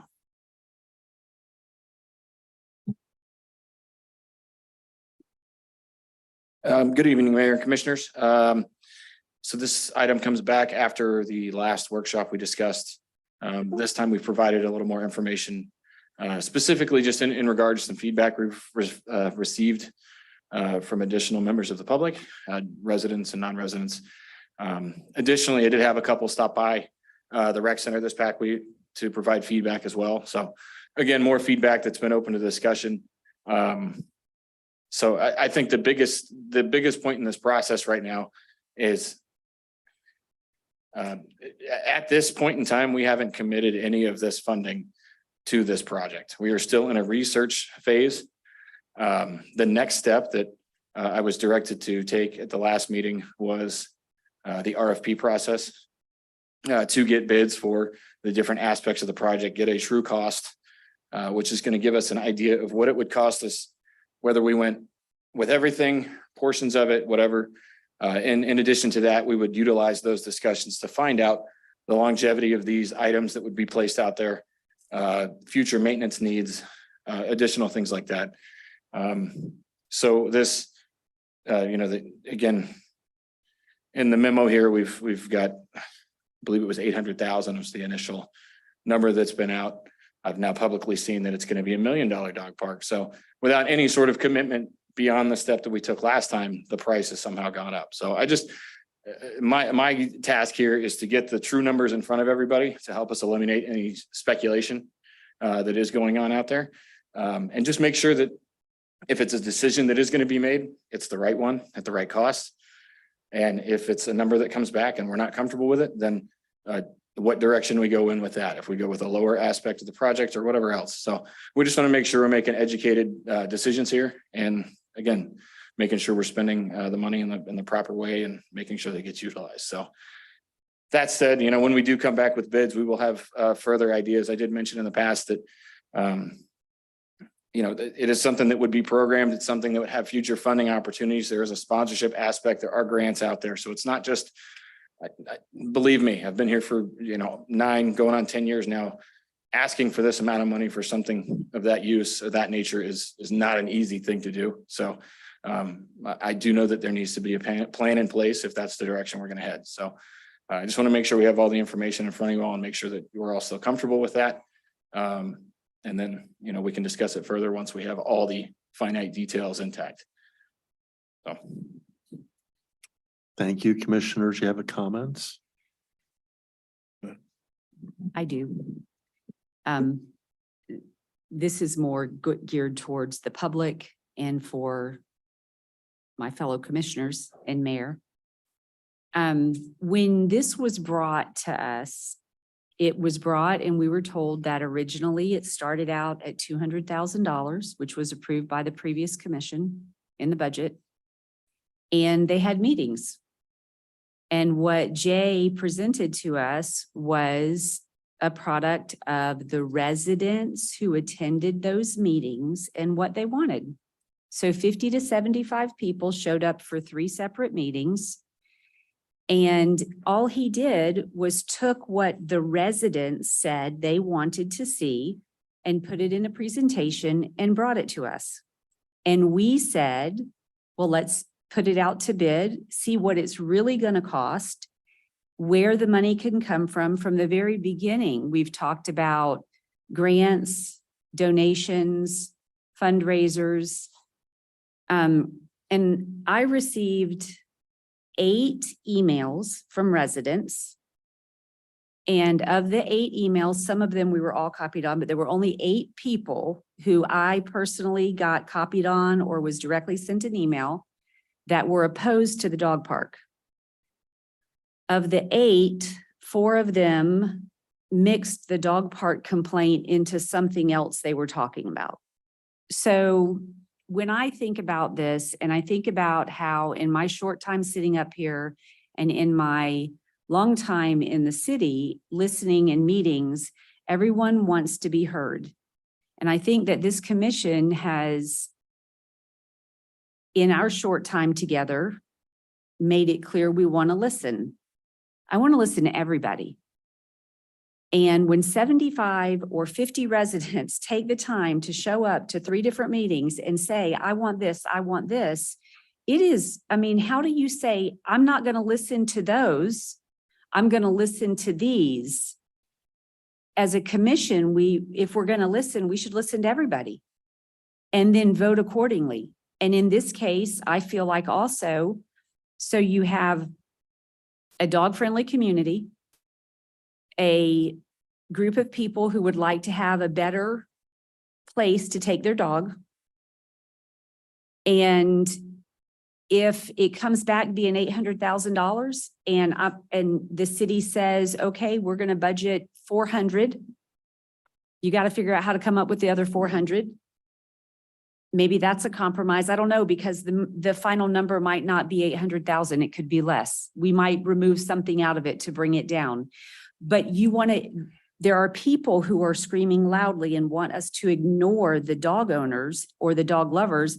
I was a fan of the park and I do not have a dog, so I would not be taking my dog there. I did meet a resident there one day and stood there the day of the blood drive. I was absolutely soaking wet. There's no shade. There was no place to stand. It was terrible. And we stood there for 30 minutes. At the end of 30 minutes, I needed to go home and change my shirt because it was soaking wet. But so if we're not going to listen to one group of people, then we can't listen to anybody. You've got to listen to everyone. And to just go a little bit farther, if we're opposed to spending money on a dog park because somebody doesn't like a dog park, how much do we spend on the beach? Keeping it raked and the trash picked up so that the people who like the beach can go to the beach. I never go to the beach. So am I supposed to start saying we shouldn't take care of the beach because I don't go there because it doesn't suit me? I don't think that's fair. And I think that I wish the community would hear loudly that we're not spending $1 million. We're not spending 800,000. We're doing our due diligence based on community feedback. And when that due diligence is done, then we're going to vote on what it is we are or are not going to approve.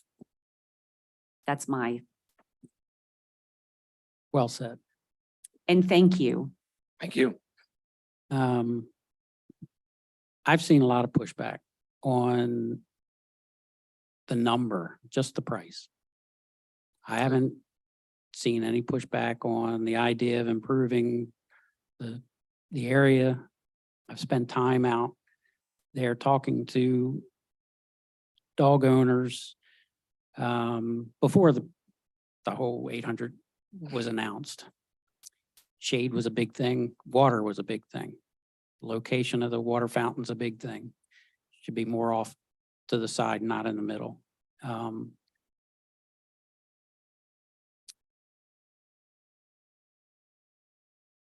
It becomes, when you start talking about that kind of money, it becomes more of a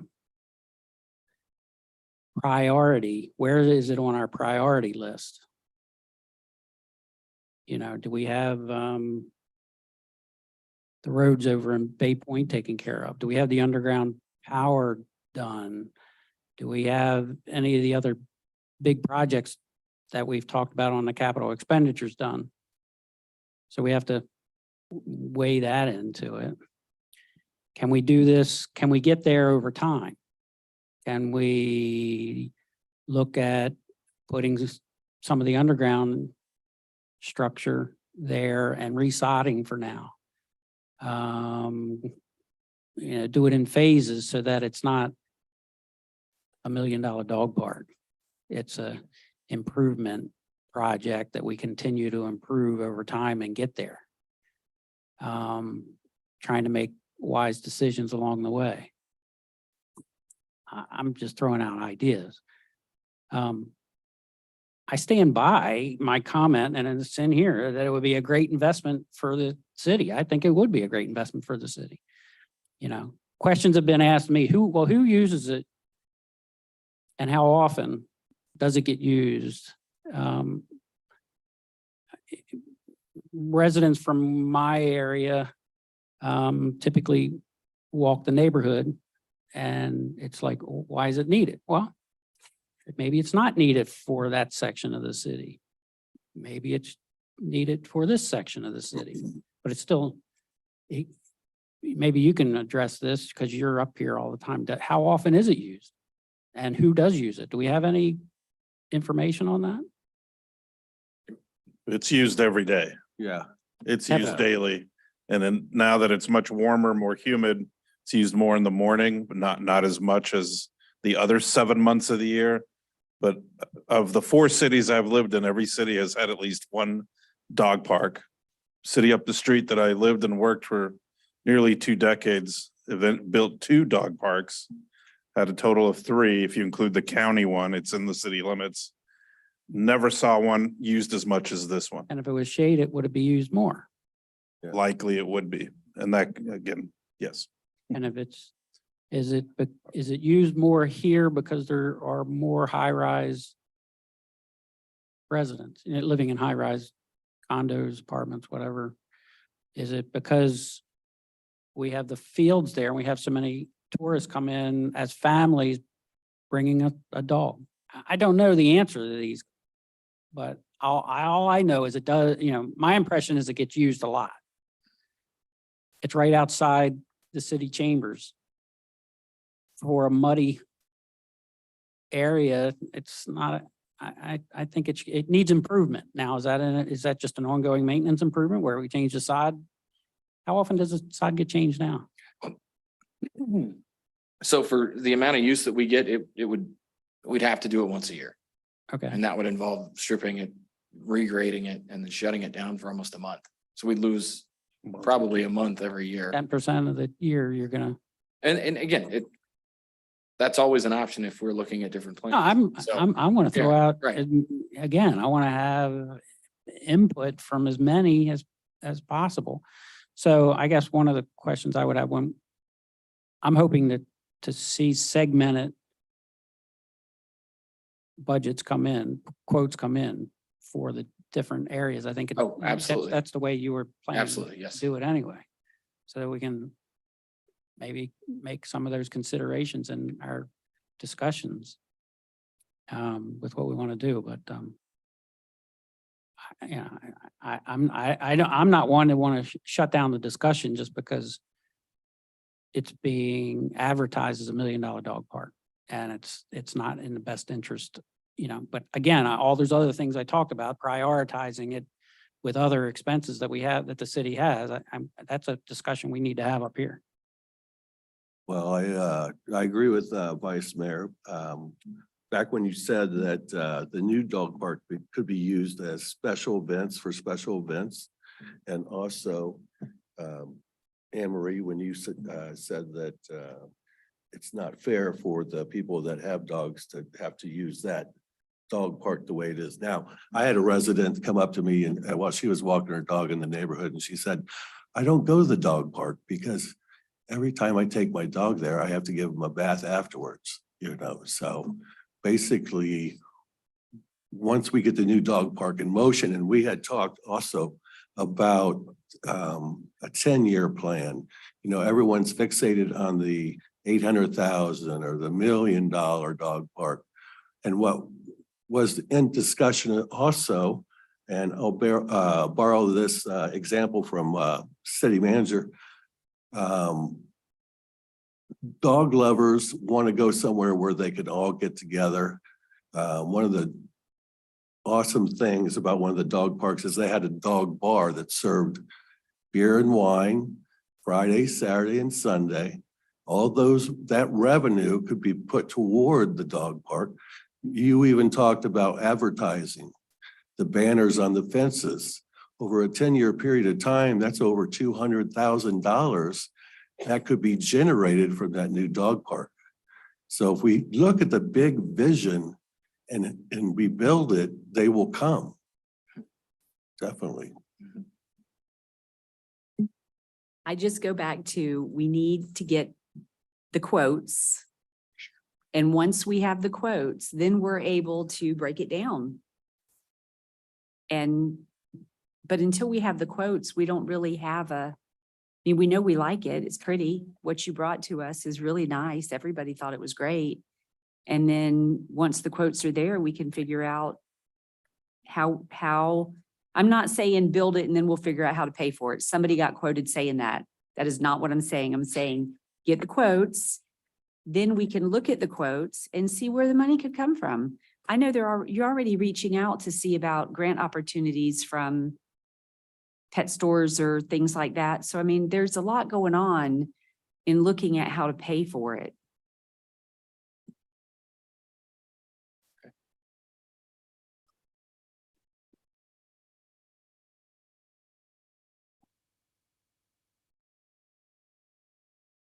Good job too, by the way, with the rendering of the new dog park. All right, I guess it's my turn to jump in. How much have we paid? I guess it was whatever to develop the plan. I'm not sure the exact number. I'd have to look that up. I just don't have it in front of me. 10,000, 20,000? Probably, yeah, that ballpark. Okay, all right. Some of the issues I have is we all know that we're going to have to upstaff the fire department. This is critical emergency services. We have infrastructure issues with roadways that need to be done. And yes, some improvements need to be made to the dog park, but for lack of a better term, I'll use gingerbread. This is a gingerbread item. It's a nicety. Sure. Like to have it, but I think we need to focus on basic upgrades. And what I'm going to say next, I won't mention any names, but at one of our meetings, I was asking about see if we could get a millage rate decrease. And the comments back to me were we have outstanding debt that we should probably want to pay off first. But now we're here tonight where we're talking about that something that we're going to potentially move forward with could cost us hundreds of thousands of dollars, which could be that tax decrease for people that I believe they need. I mean, we're near recession kind of issues out there right now. And I do believe a millage rate decrease would boost everybody's just basic functions out here to where just that little bit of money would help them out every month. Do we need the upgrades? Absolutely. I would like to see before we have had a plan, let's get the money together first. And then from there, develop the plan with the funds that we have. That way we don't have to pay to modify a plan that we have now that we've paid X number of dollars for that we got $20,000, 50,000 or whatever. We have X number of dollars. Let's come up with a plan within those guidelines. And we didn't do that. That's nobody's fault. That's just how things happen. But as mayor, I can't support something so costly, but I do agree with the Commissioner Brooks over here that maybe we should go ahead and get the numbers and see. But I mean, it's got to be reasonable. What I'm seeing is not. I mean, the fire department's going to need $400,000 just to up staff because of ISO ratings. We're on a barrier island, whole lot of information there. So a whole lot of personnel costs there, you know. They're going to need another end or another response vehicle. And I think we're on the right track. I don't think we're there yet with this potential expenditure.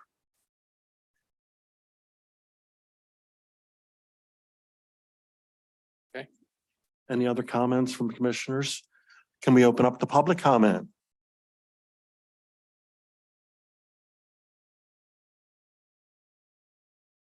Greg Sorrell, Johns Pass Ave. I agree with you, Mayor. As far as it's a nice thing to have, and it's nice to have a community like that where you can take your dog if you don't have that. But Crystal, we have a park that's there. There's a dog park that's here that, I mean, if you need to move water or put up an open walled shade structure for the time being, we can do that. But till the core government functions are efficient, it just seems like massively misallocated resources. So, I mean, aside from that stuff that I wasn't aware, but you have a permitting department that was a big thing in the mayor race, and I doubt that there's been anything put towards that. Haven't done a permit just recently, but anyway, so I'm happy to look at whatever the city comes up with as far as the plans are concerned, but I think until we kind of take care of what we absolutely need to, that it should be tabled for the time being. Thank you. Thank you. Please come up. Hi, Peter Peixoto, 182 148th Avenue East. Thumbs down from me for probably some different reasons. I could see, I mean, it's a limited number of people are going, it's not going to become a big attractor to the city. It's a finite number of people who would find this interesting.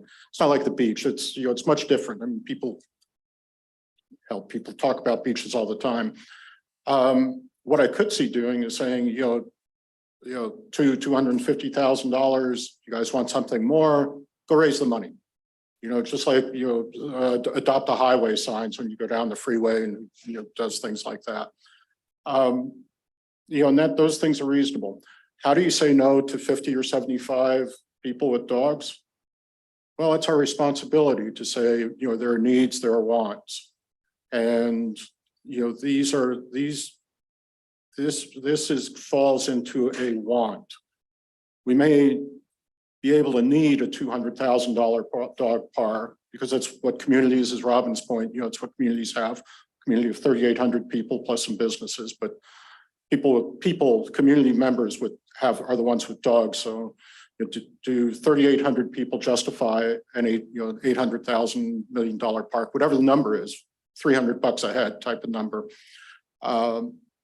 That's a little bit much. So, maybe to your point, Mayor, if you were to ask people, would you rather have a millage decrease in your taxes that would benefit everyone? Or would you rather have X dog park?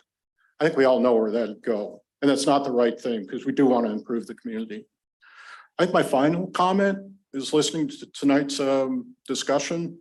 I think it's a little ironic that we spent a little time with the liveaboards and talking about sewage and things like that. Where is all that dog excrement going to go off the artificial turf? I'm going to guess it's going to get hosed off. I mean, I think that we need to really sit down and make our priorities. So, but thank you for your time. Apologies, I do need to leave, but thank you for hearing me out so much tonight to the panel and for your time and your service. Thank you, sir. Please come up. Here we go. Hi, Ron Vigil, live on 137th Avenue. My question is, I have a dog. I have grandchildren. We have a mediocre playground. I don't take my grandchildren to our playground because there's very limited. We have a pseudo dog park across from McDonald's. You can get in the water, it's a large facility. I realize it's owned by the county, but has anybody pursued getting with them and saying, hey, let's have a joint venture. Let's build a state-of-the-art dog park. We got the land, we got the money. Has anybody pursued that? Why do we need 2 dog parks? And there the dog can actually get in the water. We're saying we've not allowed the dogs in the water on the beach. There's a perfect spot. That's one of the few places in the county where you can take your dog. So has anybody looked at that? Again, the property is owned by the Pinellas County Yeah. School District. Right. And I'm pretty, we But will it- reach out to it's them a and ask park. them. It's a Right, but it's not our park. It's No, it's their not our park, park. their rules, but we can certainly ask them if It's they would already a be dog park. interested. Well, not legally. Not legally, but But they're everybody not takes their dog. enforcing. Our deputies will go over and enforce from time to time because they can enforce also on county and school board property. But yeah, worthy of a discussion. We can reach out to the school district and see. See if it's an But yeah, it's option. not legally a dog park. Yeah, So- but everybody uses it for that and you know. Sounds as like a far as lot of- utilization, I bet you that area is used more for the dog, for dogs than our city dog park. That's, thank you. Probably not, but I mean, I don't know, Thank Jay, if you wanted to. No, okay. Any other public comment? Please come up.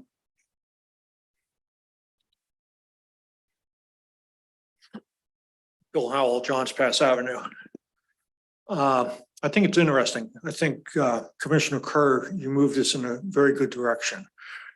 It is a topic of how to prioritize limited resources. There is no organization in the universe that has all of the resources to supply to the demands that exist. It's constantly an economic model of an organization wants to do more than they have the resources to fund and do. And this one, I think, caught the attention of a lot of people because the number 800,000 was documented and started to float. And regrettably, Madeira Beach doesn't have a particularly good track record of bringing projects in on budget. So the expectation immediately became, must be $1 million project, okay? You all need to provide guidance to the city manager if he won't do it himself as to where the city should be spending labor resources. Is this where you want to be spending your labor, coming up with a plan for an $800,000 dog park? How about spending labor to come up with a $200,000 dog park? Okay, because you don't have the money to fund all these things. The mayor raised some important points. Your fire department is not going to be an optional investment. That's a required investment. Or you're going to have every citizen in Madeira Beach standing behind me because their insurance rates are going to go up. I'm not clear that you even know how much that one's going to cost. That's a priority. That sure as hell is a lot more important than the dog park discussion right now. And yet we don't talk about that one. And I'll raise another one, okay? Why do we not pay for the benefits for the dependents of city employees? That seems to be a terrible message you're sending to city employees, that we don't value them enough that we're willing to pay the health benefits for their dependents. I mean, look at the economy. The city manager tells me that all of 5 city employees probably live in Madeira Beach. Why is that? Well, I think it's pretty obvious. It's too damn expensive to live here. And we're not helping them out. We don't pay for their health benefits. What are we doing here, guys? We got to help out the people who do things for this, all of the residents, day in and day out. So I ask, and I think, Mr. Kerr, I think you hit it on the head. What are the priorities?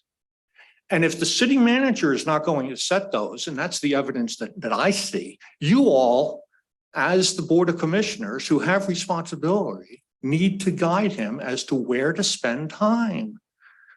The countless hours that have gone into this dog park. I mean, sorry guys, but I'm going to use the word again. It's shameful. It's a bad reflection on you as the leaders of this city to allow that to go on. And when was the last time you discussed benefits for the employees? Earlier today. When At was the budget meeting earlier. When before was the this last meeting. time? When was the last time? It's funny how you speak up at particular times, but not at others. When was the last time you You talked about the fire department and the importance that that is to residents.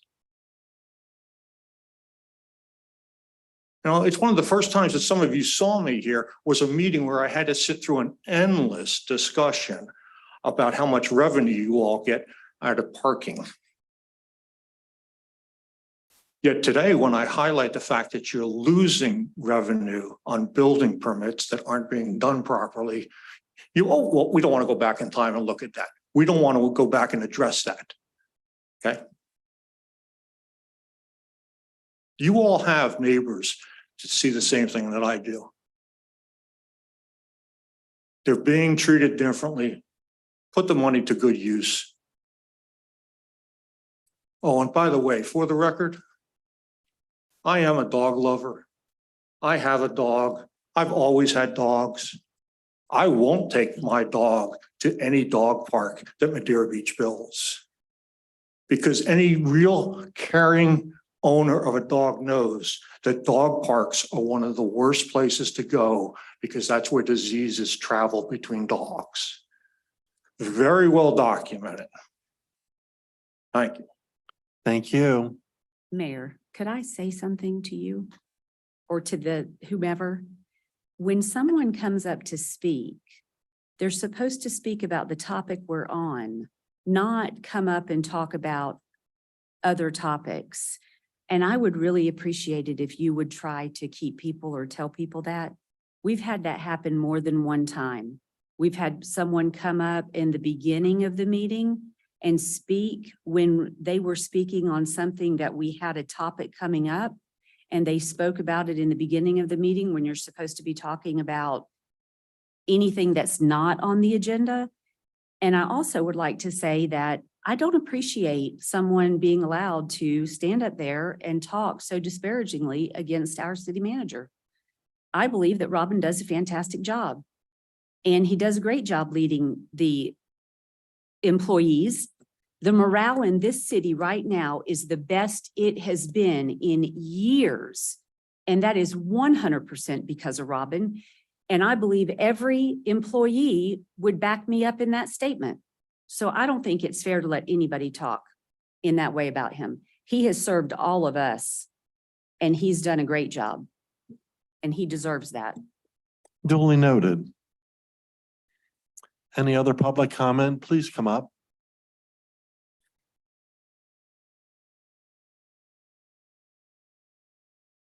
My name is Sandra McClernon. I don't know when these meetings were held on the dog park. I was never informed. Residents, I've written this out so I don't do my 5 minutes over. Residents continue. Bring the microphone down in front of your face so we can hear you. Thank you. Residents continue to ask to be informed on important meetings. But again, today, a discussion on almost $1 million dog park are buried in a regular Wednesday meeting workshop. We need email, phone notification system so that all important meetings are out in the open. I did not know about these meetings. If a meeting is missed and documents are requested, it is my personal experience that this is a very lengthy and frustrating process. In my opinion, a better use for the funds might be a simple kiosk where all documents, ordinances, meetings, etc., are easily available for the residents like other cities to just bring a thumb drive in, retrieve what they want, saving the city, its employees, time, money, and the residents so much frustration. As it is, the system appears to be very broken. City employees unable to find simple ordinances and documents, it's a mess. Before we progress to build another beautiful build, I propose that we clean up the messes, revamp the notification system to timely notify residents on meetings such as this, on those that I wasn't informed on. We had a build, I don't want to get too much off topic, but nobody was notified in my neighborhood 300 or 200 feet away twice. So again, I believe the system is broken. Another thing I think that we could use some money on is commission stated the BOC project was a fail on 137th Avenue. It was stated, quote unquote, we made a mistake. We have flooding, 2 feet of water, mosquitoes. The road has not been maintained. A vacuum sweeper is required on impermeable surfaces. I don't even think that we have one. That might be a better use for the money because my land in particular is underwater most of the time. The dog park we're speaking of is smaller than most residential lots. And as many have said, it is very, very unsanitary. I take my dog there, I do, but it's a mess. It is not being cleaned up. And other residents are saying that their dogs are getting bacterial infection in the water. It's too small to separate big from small dogs. And that would be a problem with small dogs with big dogs. It's also so small. The asphalt, I own that. It's hot. It burns dogs' feet. In 2016, Rock Park went with Mr. Carnes, and the city gave Mr. Carnes or Rock Park $200 from an oil spill adjacent. Well, Mr. Carnes came up with a great idea to donations for the remaining 200. Now we're discussing an almost $1 million project adjacent on the other side of Rock Park. Why not use Mr. Carnes' great idea? Why not, if we want to fix it up and the dog lovers, which I am, why don't we do donations, fundraisers, possibly volunteers like the trash pirates to pick up the ground since the city is not taking care of this park. Also, there aren't very many parking spaces tonight coming just to this meeting. They were almost all full for the park. And my last comment is all of us that attend the park know to bring our beach chairs with umbrellas. The dogs need to run the perimeter of the fence. It's very small. Any benches or anything that is there would hinder that. We all know to bring our little chairs. We enjoy the open air and the osprey, watching the osprey fly back to back over the beautiful park.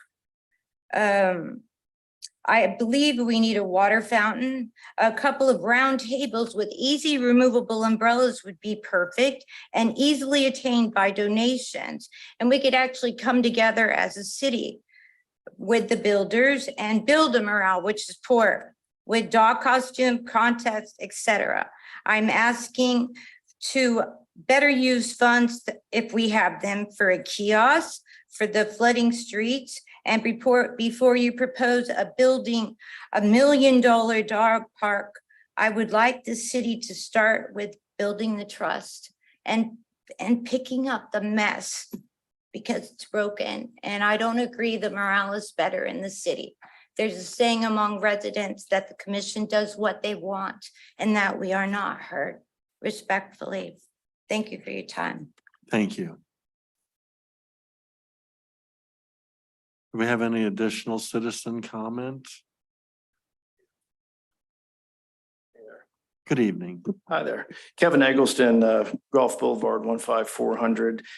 Just a few comments, and quite honestly, my little speech has changed over the course of the presentation and what I've now learned. I heard some very interesting and positive feedback, I guess, really on this. First of all, I love dogs, and I've been to the Curran Park with my neighbor's dog. And for the record, that dog didn't have any complaints with the Curran Park.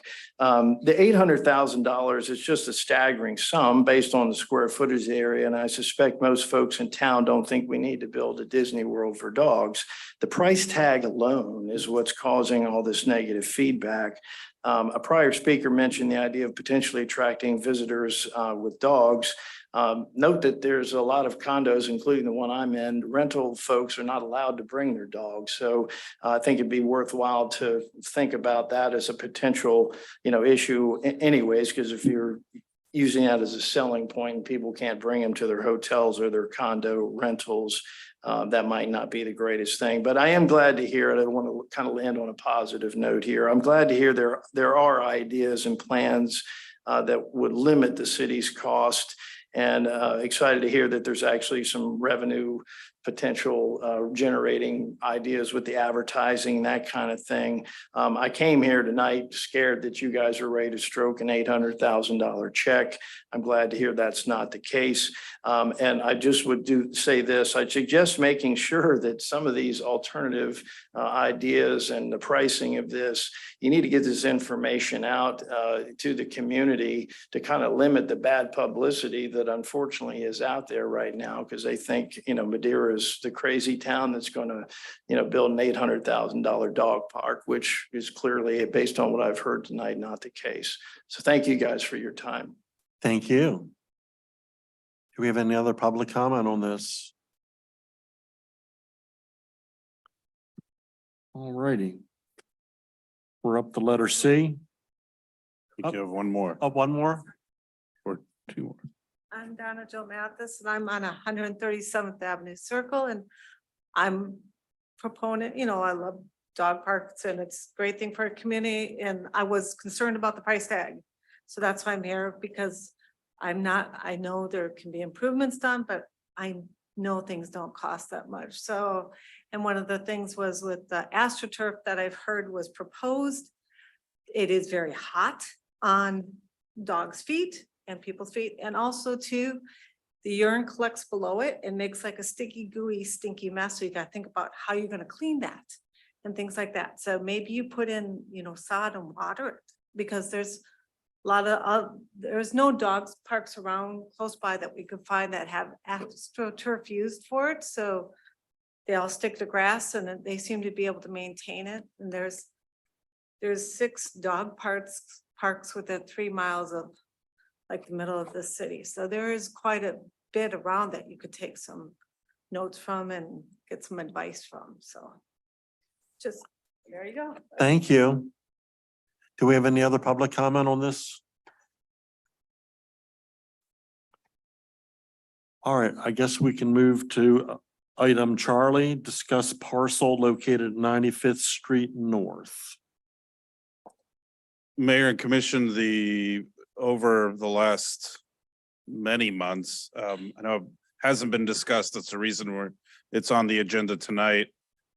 A parcel that went up for sale over on 95th Street, somewhat close, within a half mile or 3/4 of a mile from our existing facility that we lease to store our sanitation vehicles and our fleet mechanic, and where the repairs are made to the city's fleet. This parcel on 95th Street, we obtained 2 appraisals for it, and those appraisals obtained essentially at the direction of a prior commission to determine if, it's something that we could pursue. We received the appraisals. The first appraisal came in at $910,000, the second one at $950,000. The owners of the property, the last conversation, they had expressed interest in obtaining a third appraisal and their appraisal. I have not heard back from, this was last week. And so really this is more just to give you an update, what's happened. And then if really the direction, continue to pursue it, see what the owners, make an offer, negotiate an offer. That's really kind of the guidance based on this information that we have so far.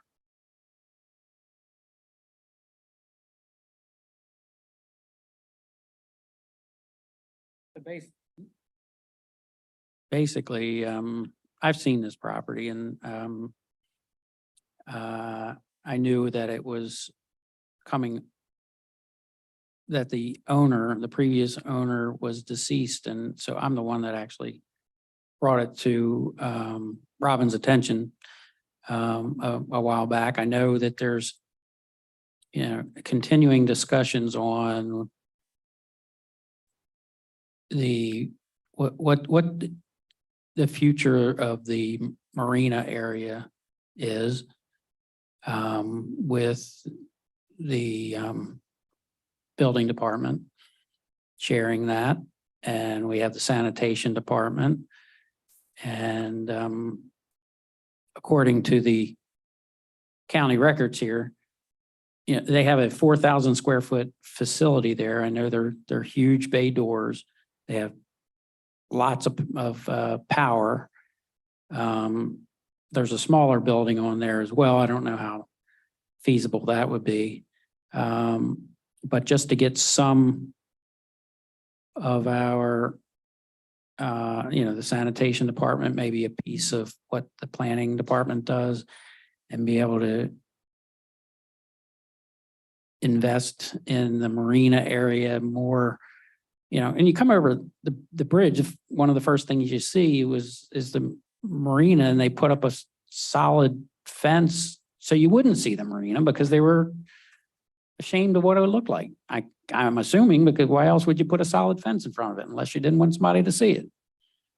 So, you know, if you're going to improve the image of the city, and we're talking about, you know, earlier tonight, the vision of the city, what the city is, I don't know.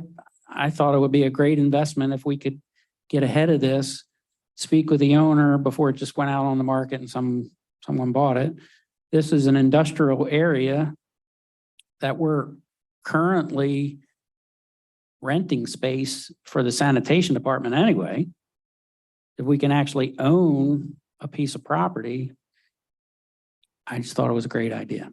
So the appraisal numbers are much higher than what I anticipated. And if you look on the just market value, it's a fraction of that. It's 300,000. So at some point, you know, we'll get the appraisal back from the owner and see where that lands. And then we can have the discussion maybe with some assistance from some experts on what we should make a reasonable offer and be willing to walk away if it's more, but at least have a discussion and a dialogue going forward. So that's my 2 cents. So I have 2 questions. Robin, we rent a portion of this building? No, it's on 94th. It's one block over at the northeast end, or close to the end of 94th Street North, or 94th Avenue North Street, 94th Street North. We lease a part of like the edge of a marina business, and we lease the space for $3,000 a month. Not this location. Where we currently lease is about a half mile, 3/4 of a mile away. I don't even think it's that far. It's to be even honest closer. with you. So if I have 2 questions. If we purchased it, is this particular piece of property, does it have the opportunity for us to lease out part of it, or do we need all of it? No, I think we need All of it? Yeah, I Well, think we good would. evening, by the way. The purpose of this property, I think the intent whenever we started looking at it was to stop leasing the 94th Street property. We would house all of our sanitation trucks over there. We also have some other equipment that we don't use as often on the island that we would store over there. Plus rec always needs storage for something. Could there be options to maybe rent out some dry storage space after we look at what we're looking for? Possibly, but without kind of seeing the area and seeing what we have and how much space we need. Okay, so then one more question. We've talked over time of building a building back over by the marina. And I know the conversations have gone back and forth on whether or not the trucks could actually be there, or if they would take up too much space. In reality, in your opinion, is that something we would ever do? I mean, because I'm with you. You come over the bridge, do you want to see garbage trucks parked? I mean, I wouldn't think so. And they're quite large. So I would think if we did build a building back for the housing of all of our equipment, including the garbage trucks, that would take a considerable amount of property.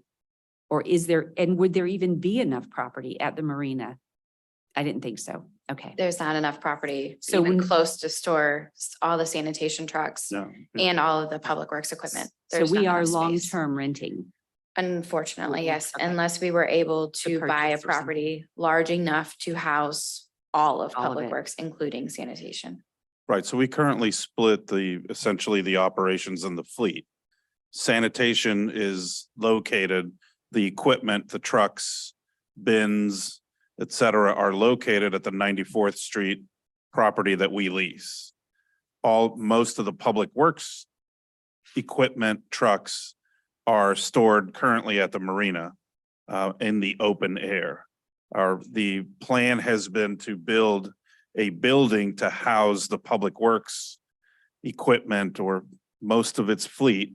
So the sand rake, the street sweeper, et cetera, the backhoe, the tractors, to store those in a structure at the marina. That there's space to do that now, where there is the shed that the staff currently works out of, or the little building. It's more of a shed than It's a shed. a building. So it's kind of two separate.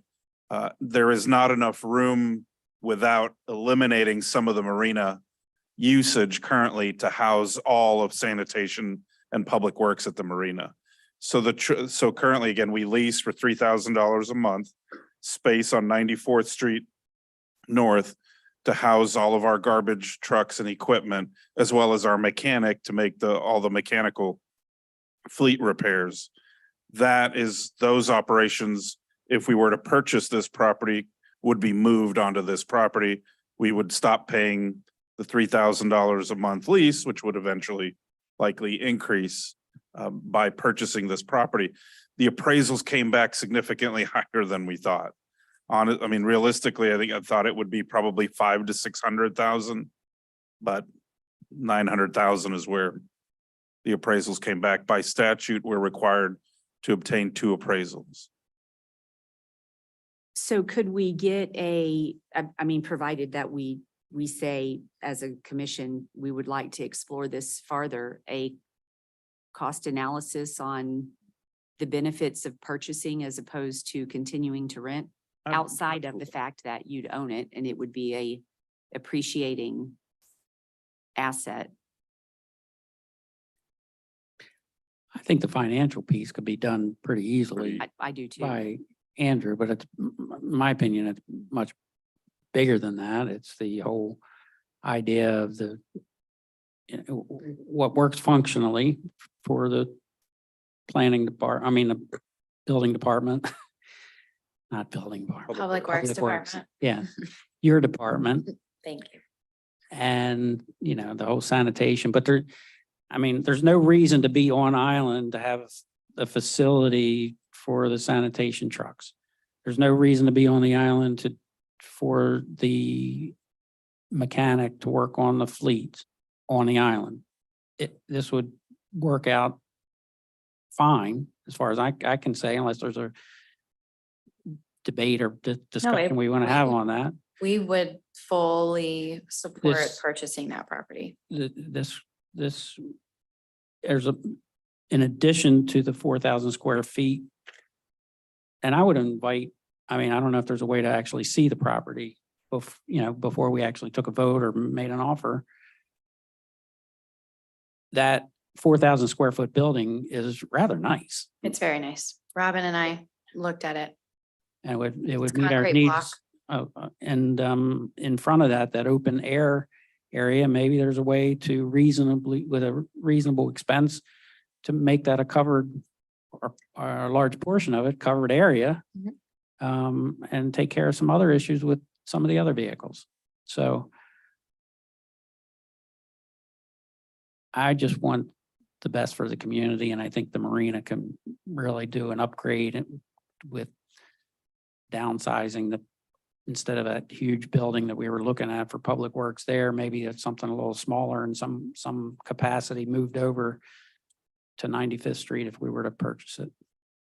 Well, just to make you aware, we cannot move most of our equipment over to 95th Street. The backhoe and most of those don't travel on the roads very well. But, And they're not supposed to go outside of city limits. They don't Okay, have but- tags on them. but vehicles and. Well, absolutely, we have trucks, but and items that we use on a daily basis, for us, it would not be beneficial. It would be waste of time to go and travel over to Bay Pines constantly to grab those pieces of equipment, because sometimes traffic wise, it's not, it's very time consuming. Well, these are over there. some, regardless, I think the property is it's be a great, Absolutely. great value for the city, and how we, 100%. how we used it. That would be a discussion. But we wouldn't be Fully understood. downsizing, just so we're all aware, we wouldn't be downsizing public works and what we have currently at our site for this property. There are some things we could store over there, smaller wise, but it wouldn't be a shrinkage much of downsizing the building. We only have the building at 125 feet by 50 feet. So it's already not much space at all of what we're proposing to build over there on that site. The building that I recalled, weren't the repairs going to be done there? Wasn't there a section to bring in vehicles to be able to be worked on? Oh, there's gonna be bays, absolutely. There's 3 bays for the building, but it's only 125 feet by 50 feet. It's not a large building, it's pretty small. Okay. And that was for the mechanics still to be able to work on items over on this side of the bridge for items that don't travel over to the barn very easily. Oh, again, we can have all those discussions at that time, but first I think it's a great opportunity for the city if we can, Fully if we agree. can get it at a reasonable cost. And there's a traffic light, so it's much safer for us to enter and exit out of that street.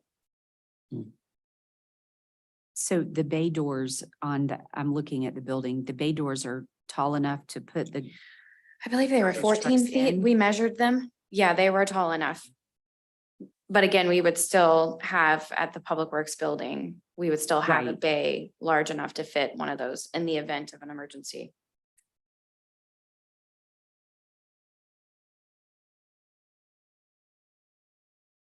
So was the question asking us if we are inclined to move forward with more due diligence on this property?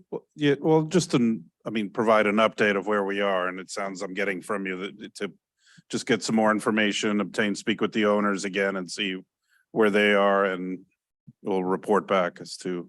The previous commission was 100% for acquiring this property if we can get it. And I just wanted to bring it up for an update because it just seems it's just taking forever to get something resolved one way or the other.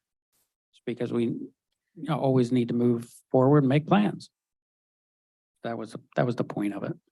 And to bring it up and let everyone else on the board understand what it was all about. Thank you, Megan. Thank you. We have any public comment on this? Chuck Dill and Lillian. So was this the property that they were talking about trying to purchase before, or was it the existing? I thought it was the existing facility. No, it's this property. It's this one. Okay, so this is what we were looking at a long time ago trying to purchase. Okay, thank you. It's a good idea, though. Any other public comment on this? All right, next item up is letter D, City of Madeira Beach, existing boundaries of election districts.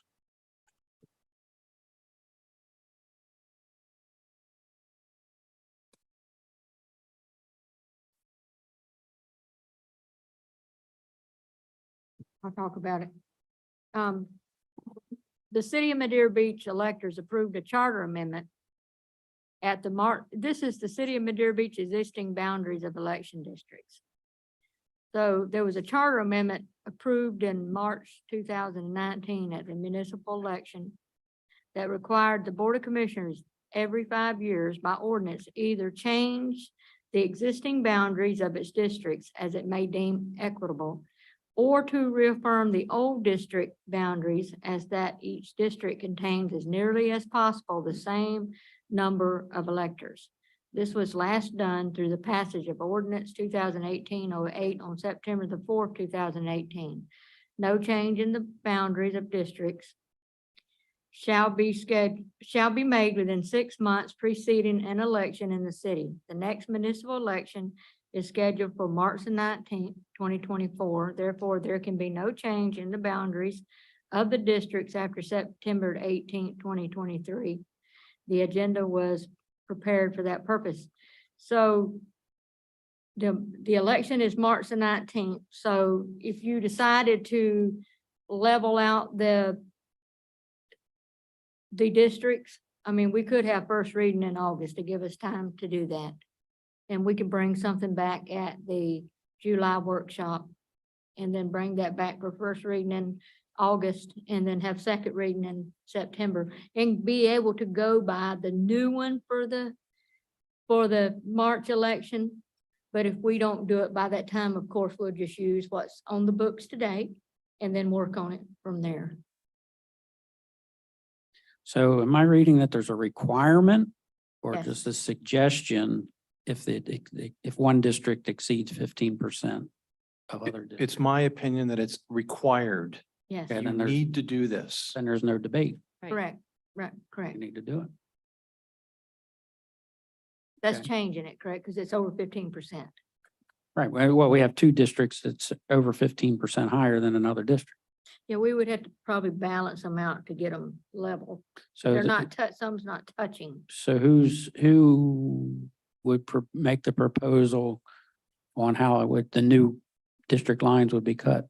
So I think it would be a combination of the city clerk, the city manager, and planning staff. Yes. Planning staff, because of the fact that they have created that chart, for example, and they were able to tell you. And so there would be a way to just adjust it by adding more electors in one section and less than another. But I would suggest at least those, and the city clerk, the city manager, and his staff, presuming the planning staff to Correct. do it. It shouldn't take a whole lot of time to do it. Correct, because we can look at how many people's in each house near each one, Correct. We would know where the electors are. see which direction to go. So we would come back to you with a recommendation for your consideration on that. Right. So, I mean, I would have been looking at the chart, but it just came up for the public. So if you Mhm. can just concentrate on the column to your far right. That's the existing. So each district, 1, 2, 3, 4, you can see that District 4 overwhelming has more population, more residents than the other districts. And then it's kind of summarized below. Mhm. So I don't perceive that it's just going to be taking electors out of District 4. It's gonna require them all to be They'll- adjusted. They'll have to shift because, Correct. yeah, they'll have to. Correct. 4 will shift into 3, 3 will shift into, or whatever. Whatever it How- works out, yeah. However it works out. I did that long time ago with the committee. We did it, of course, we went by the census and had to change everything. And so it had to like all move, All right, but we'll still keep correct? boundaries in between those. That is correct. So have fun with that. Any other commissioner comments on this? Do we have public comment on this? Okay. All right, moving along then. We're up to beach debris and dune protection.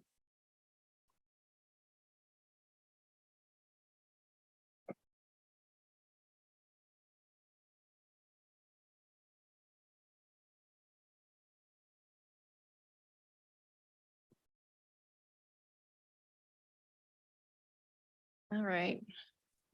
We were approached by the Pinellas County Sheriff Department deputies. That's who does our code enforcement for zoning. And they discussed with staff that there is no provision in the code that allows them to enforce the disturbance of the dune systems, camping near the dunes, or commercial property on the beach. There have also been false crawls and disturbances to nesting sea turtles that we put in your packet on page 79 and 80. And this is due to the commercial property not being put up during nighttime. The deputies have discussed this code enforcement with St. Pete Beach, and they recommended adopting similar language from the St. Pete Beach Land Development Code. And this is on page 82 of your packet. It's actually section 25-5 of the St. Pete Beach Code. And adopting that into the Madeira Beach Code of Ordinances. I just wanted to bring that to your attention and get input. It's the prohibition section, yes. D, they except as otherwise provided in the section of the code, the following shall be prohibited. And they suggested adding all 1 through 4 to our code.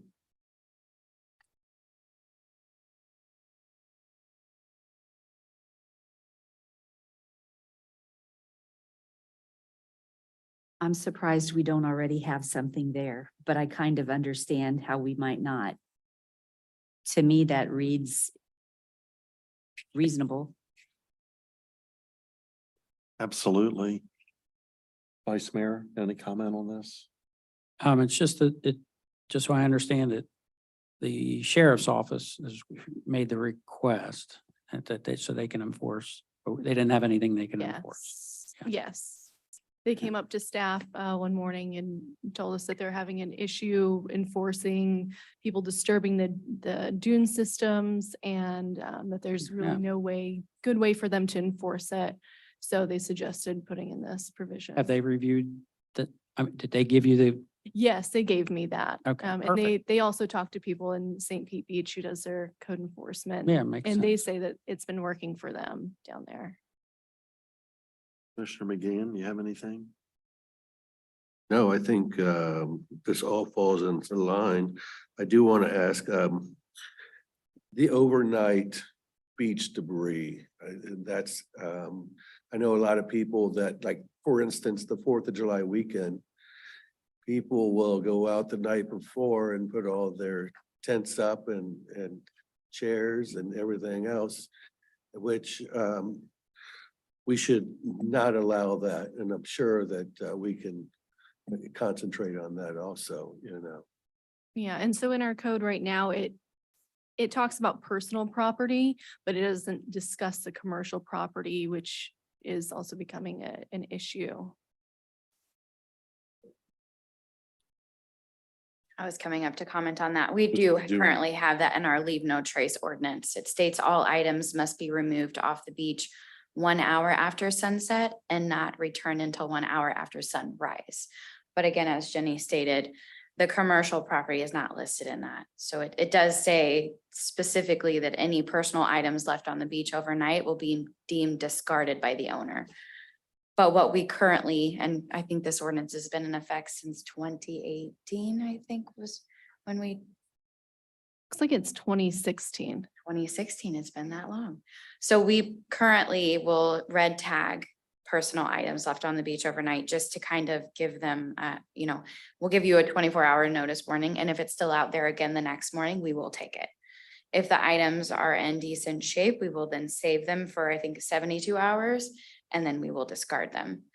But and over the years, this has gotten significantly better. And we also have signs out that say that they must be removed off the beach, not to mention the condos have the signs as well. Do we have any public comment on this?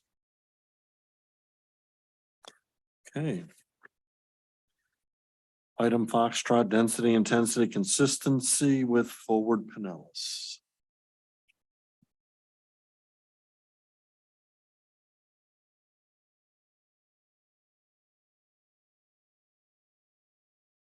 All right, and I have a presentation for you.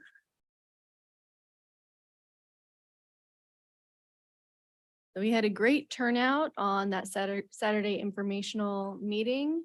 I think we cleared up a lot of confusion on the different maps and the necessary requirements for land use with the county and the relationship with the county. I think there is Let's see. We also had questions about the residential areas, and that there will be no changes in those residential areas or residential densities as well. And I thank you for all attending. I think it was a great meeting. So I'll go through this. Some of these slides look very similar. So how did we get here? 2007 and 2008. Amendments to the comprehensive plan and the land development regulations were amended. They did not clarify the temporary lodging use standards by right. They also did not clarify how to use the alternative temporary lodging use standards and their requirements. So comparing the current standards with the countywide plan map categories and the Madeira Beach Comprehensive Plan. And remember, we have the county's land use, the countywide rules.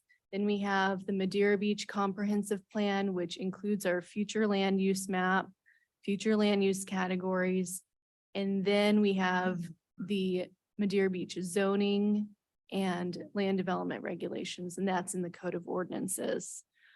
So just looking at the countywide plan map categories and the Madeira Beach Comprehensive Plan future land use map categories.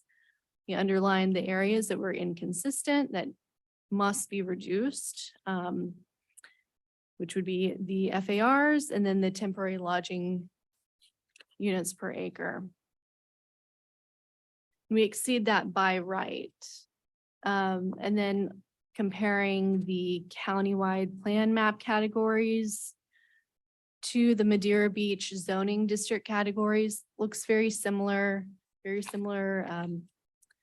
numbers, density and intensity, and where we are exceeding the numbers by right.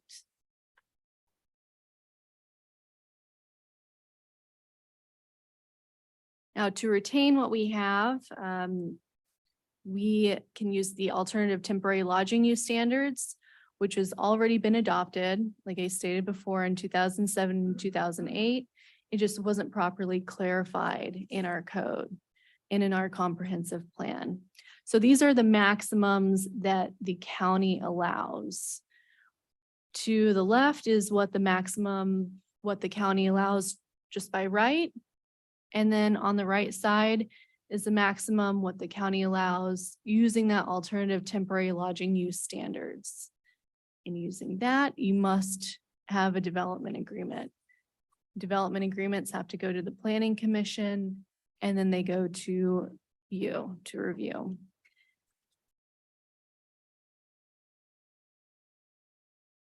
So the solution to become consistent with Fort Pinellas, we're not going to create any non-conforming properties.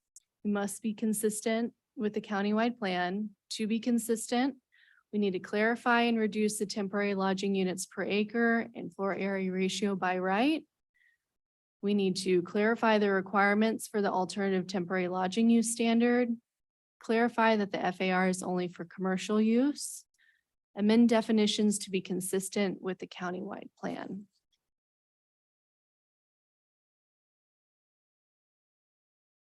On the left side of the slide, we have the countywide plan map. And on the right side, we have the Madeira Beach future land use map. That's in our comprehensive plan. So we are focusing on that resort category and the retail and services category of the county, which translates to the resort is our resort facilities medium. And then the county's retail and services is our local commercial general and residential office retail. So the majority of that is on the west side of Gulf Boulevard, is that resort facilities medium or resort category. And on the east side is our local commercial general or residential office retail, which is at the county, that retail and services category.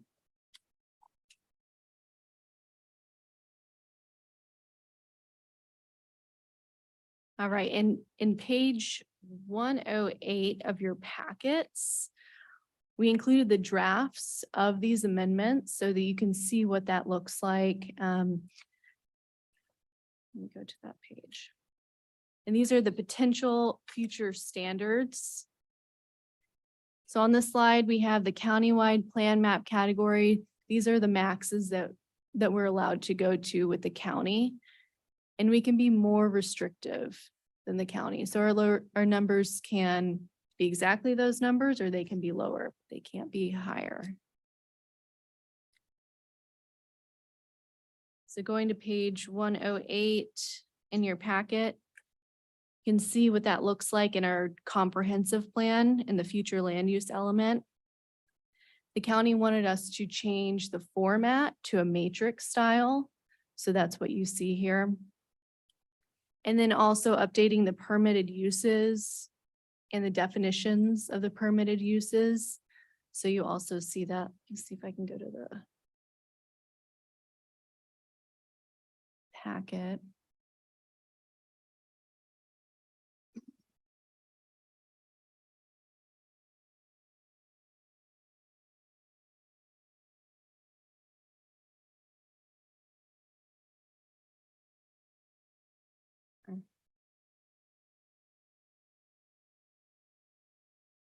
Okay. So this is what it looks like. This is a draft of what it will look like in the comprehensive plan. So we have the matrix format, each future land use category, the permitted uses, and these are the definitions from the county. The county is requiring us to change our definitions to be consistent with theirs. And then the densities and intensity standards, and then what that category is on the countywide map.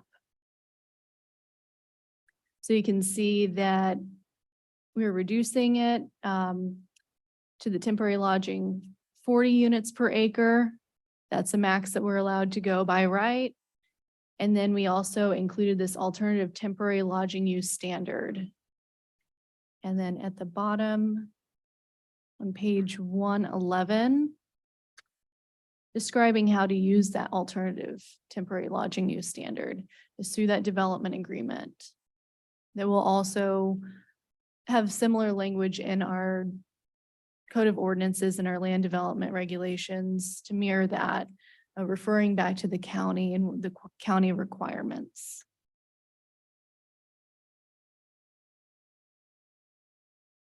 Let's go back to the presentation. So these are the numbers that are pulled from that text. You can see we reducing the temporary lodging units per acre to 40.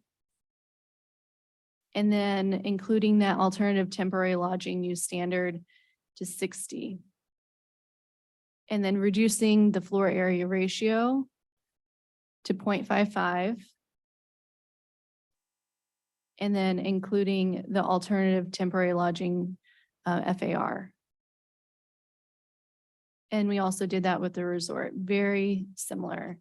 Reducing, not touching the residential units per acre, but the temporary units per acre, reducing that to 50 in the resort facilities medium, and then including that alternative temporary.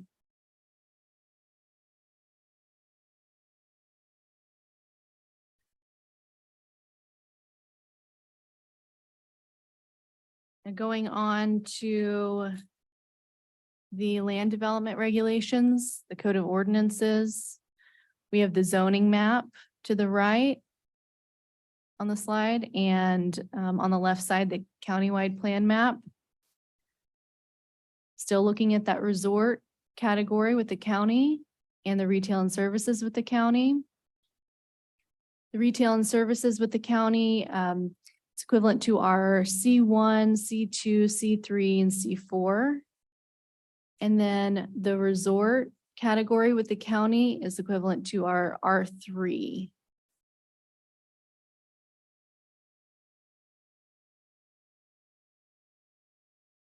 So very similar. We are reducing the by right temporary lodging units per acre to that 40, which is the max what the county allows by right, and then putting in that alternative temporary lodging use standard. Doing that in the retail and services, which is all the C1 through C4. As you can see that C2 is fine with their intensity and density. And then in the resort, very similar. We're reducing that temporary lodging units per acre by right, putting in the alternative temporary units per acre.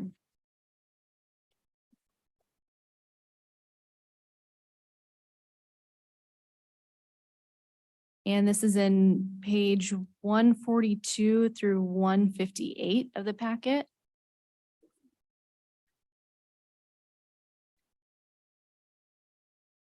Go to the packet. 42.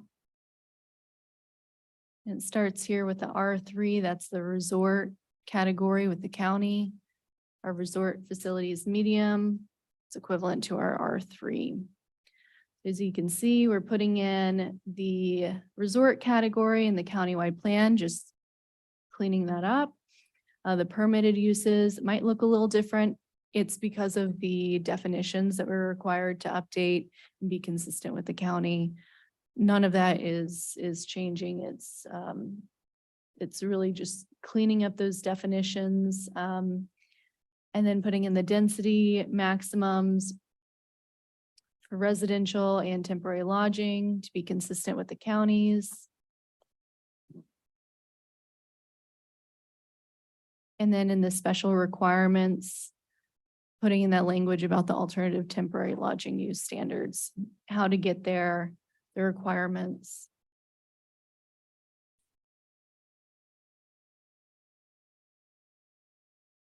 And it goes on through R3, C1, C2, C3, C4. It's a lot of pages. It's a lot to look at. Jenny, so basically, if there was a by right standard which exceeded the county, we've reduced that by right to the county. Yes. If there was a bonus already in our system, if there was a range, then the top of that range became the top of the range for the bonus, Yes, and it might be easier to look at, let me get that page. Page 160 in the packet. Let me just go there up here. This last little table, that's probably the easiest to see what the numbers are and what they're Right. changing. I'm just saying, as you went through and did all this, but basically that was the exercise. Yes, Um, yes. They could still get to where the city had before through a PD. But by It wasn't right- specified in our code. It Right. just said you can get to 60 units per acre. It didn't say anything about the development agreement process. Okay, so it brought that So, language in. Yeah, it's bringing that language in and then reducing and Right. saying you can only get to 40 units per acre. But you can get back up to that 60 if you go through this process. Right. That's the language it should have had the whole time. Sure. And the county notified us, so we're putting that in.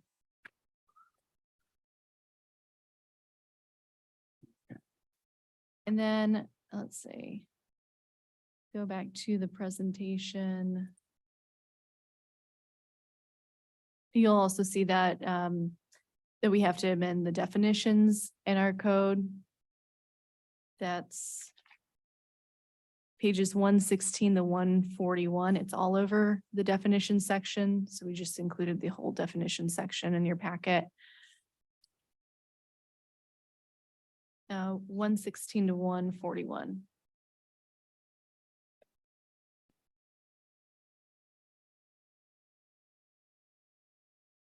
The process and timeline as of now, we had the BOC workshop in May. We also brought a very similar presentation to Planning Commission the next month.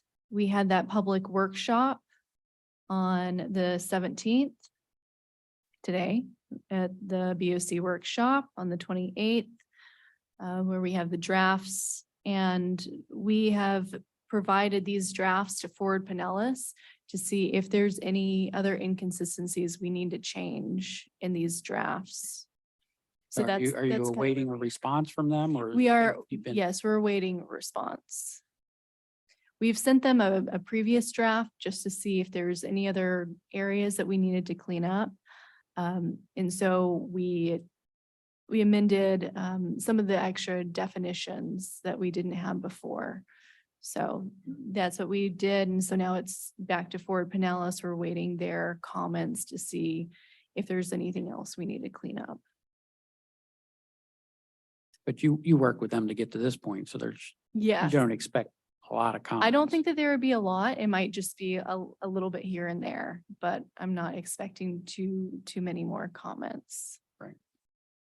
And so we plan to bring this to Planning Commission, and it depends on if we get that recommendation and your direction. If we go to Planning Commission for the recommendation at their July meeting, and then that would come to you for first reading, public hearing.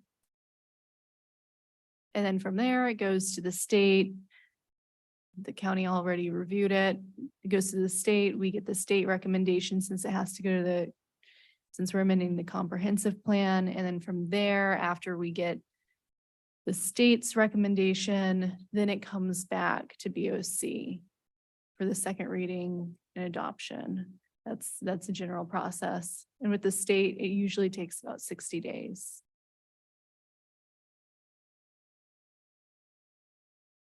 All right. Yes. I think this makes it a lot clearer. It's hard to get on a slide, and it's a lot of numbers. If you could, that would clear up a lot at the BOC meeting. And Marcy put that together. So thank you, Marcy.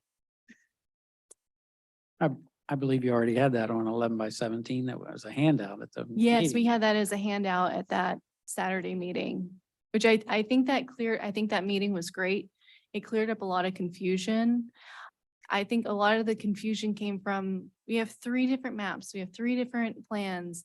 Every land has 3 different categories. We're not changing any categories. We're not doing any of that. We're just being consistent.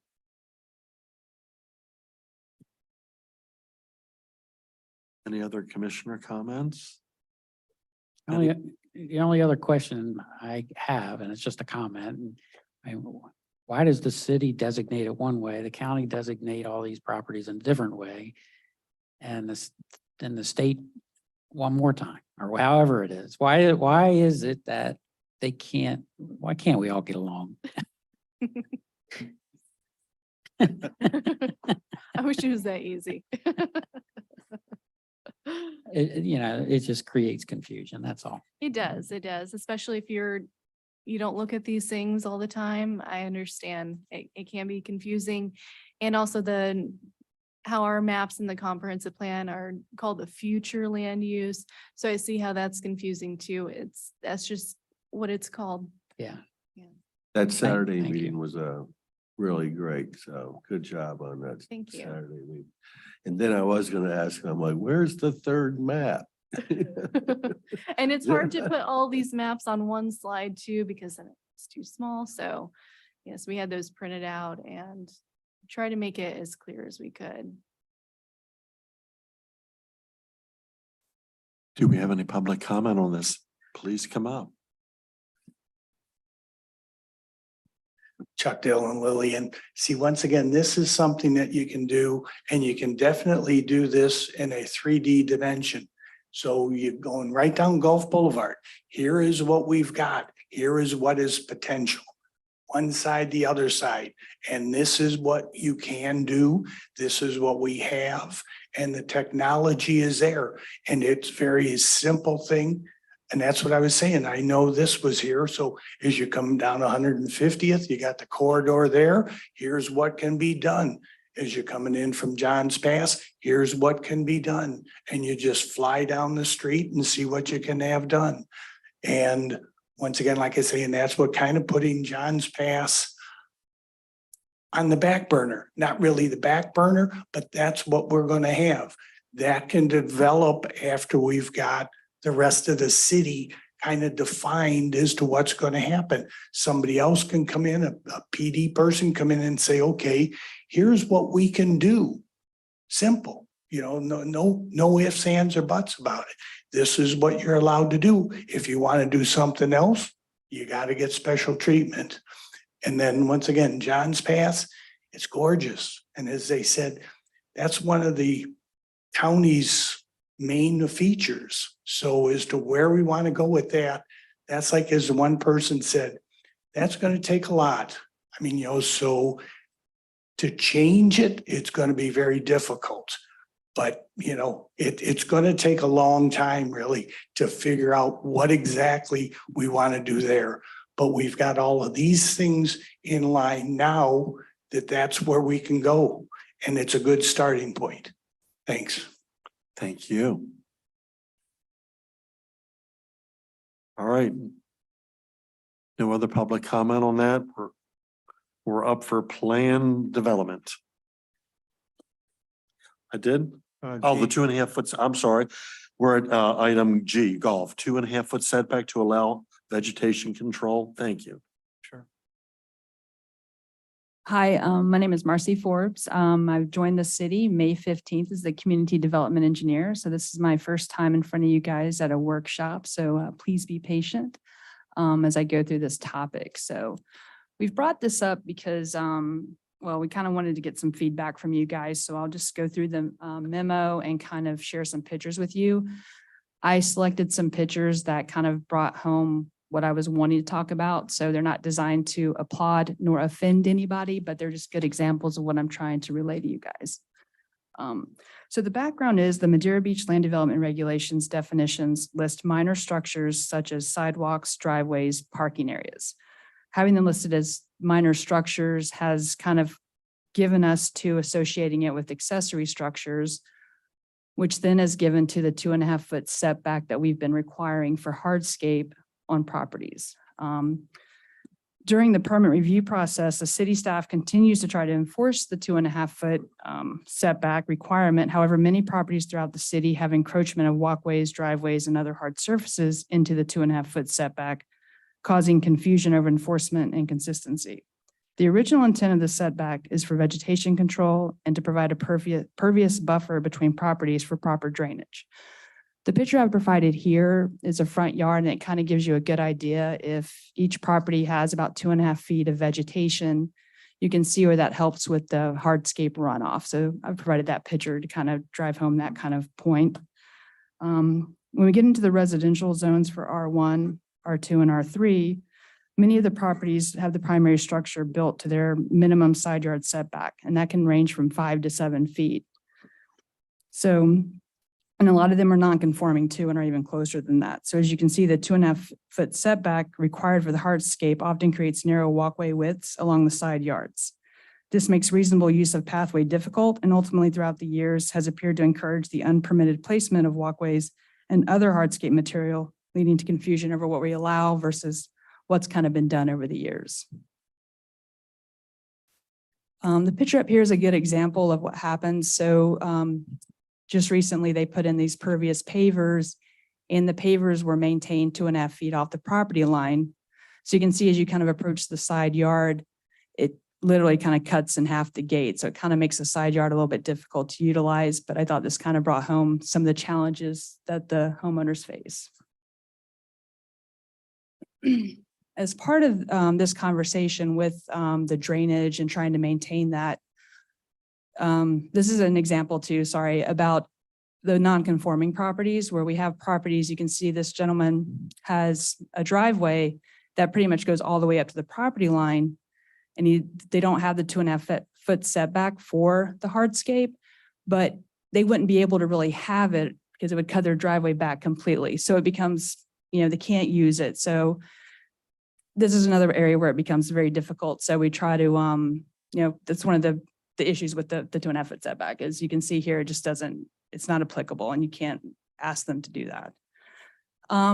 What's happened recently too is because we are using the 2.5-foot setback to help encourage a buffer for drainage, a lot of residents have been approaching us about the use of pervious pavers and artificial turf. We don't have a ton, we really don't have anything in our code that helps support pervious, non-vegetative material. So that's kind of one of the reasons we're bringing this up is people do want to use it. We're just not totally sure how to do, we want to move forward with using it, but we're looking for some feedback and guidance on how to research it, how we'd like to see it, used in the city. We've looked at other cities. So kind of looking to bring that up here because we do feel like there's going to be some issues with the criteria for permitting. Would the city require engineered specification sheets for proposed material or other? So basically with the non-vegetative pervious material, you typically have pavers and the artificial turf, and those come with specifications and they're required to be installed in a particular fashion. So we would want to kind of, be able to make sure we held the permittees to those specifications. Location, would the city limit to private property only, thus not allowing the pervious pavers or the, artificial turf to be within the right of way or easements? Noting that average driveway pavers are currently permitted within the right of way. Would these materials be permitted all the way up to the property line? Can you show that picture of the artificial turf? Sorry, a little out of order here. So when we had that recent rainfall on the 31st, I drove around to some areas that have put in artificial turf. And you can see in the back, we do have some standing water there. So we are trying to figure out if we do allow artificial turf, then do we alleviate the 2.5-foot setback and allow them to go all the way up to a property line? So it could work, but again, that's part of the research that we're proposing we may need to do to really figure out how to approach this. So the other thing is the impact on the impervious surface ratio. Would these materials be calculated as 100% pervious, giving full credit or partial credit? Some municipalities calculate these materials as a percentage towards the ISR. If the LDR calculates the material at a percentage, would there be a limit to the percentage allowable pervious area that can be covered by these non-vegetative alternatives? What I'm seeing is a lot of the other municipalities will say, okay, if you have to have 30% pervious material, of that, only 10% can be artificial turf or pervious. The rest of it has to be vegetative. I don't know why they pick 20% or 27%. So that would be part of our research as well, is if we are going to limit the pervious non-vegetative material, how do we approach that and through what reasoning do we get there? Fiscal impact. We don't see any foreseeable fiscal impact, but what could happen is if we start reducing our pervious areas and start using the non-vegetative stuff, we're not sure how that'll impact our CRS and how they'll view that shift from getting away from the non-vegetative. So those are things that we have to kind of consider as we work our way through this. So as far as the recommendations from city staff, we fully recognize the challenges of the 2.5-foot setback, but also understand the intent of its requirement. Staff recommends better defining of hardscape items used for decking, walkways, driveways, et cetera, as well as better definitions for non-vegetative pervious options. Staff recommends drafting more defined requirements for installation and use of non-vegetative pervious options and setting criteria by which the 2.5-foot setback may not be required, but still hold permittees and homeowners responsible for proper vegetation control, as well as not directing stormwater runoff to adjacent properties. City staff proposes to do the research necessary to develop more relevant definitions for previously mentioned terms, as well as research to support what, where, and how as related to the use of the non-vegetative pervious material. Ta-da! So I'm sorry for that. I tend to talk fast too, so I should have warned you guys ahead of time. What's that? Yeah, so I did want to share a video with you guys. As you know, we have some amazing residents, and we do have a gentleman installed some pavers for his daughter. I will say these pervious pavers are very robust. They're more of a commercial grade. They do have a larger aggregate between the pavers, and they also have a choking material beneath them, little more robust than the average homeowner would put in, but it's a really good example of how pervious pavers can really function. And this is when it's deluged at the rain gutter here.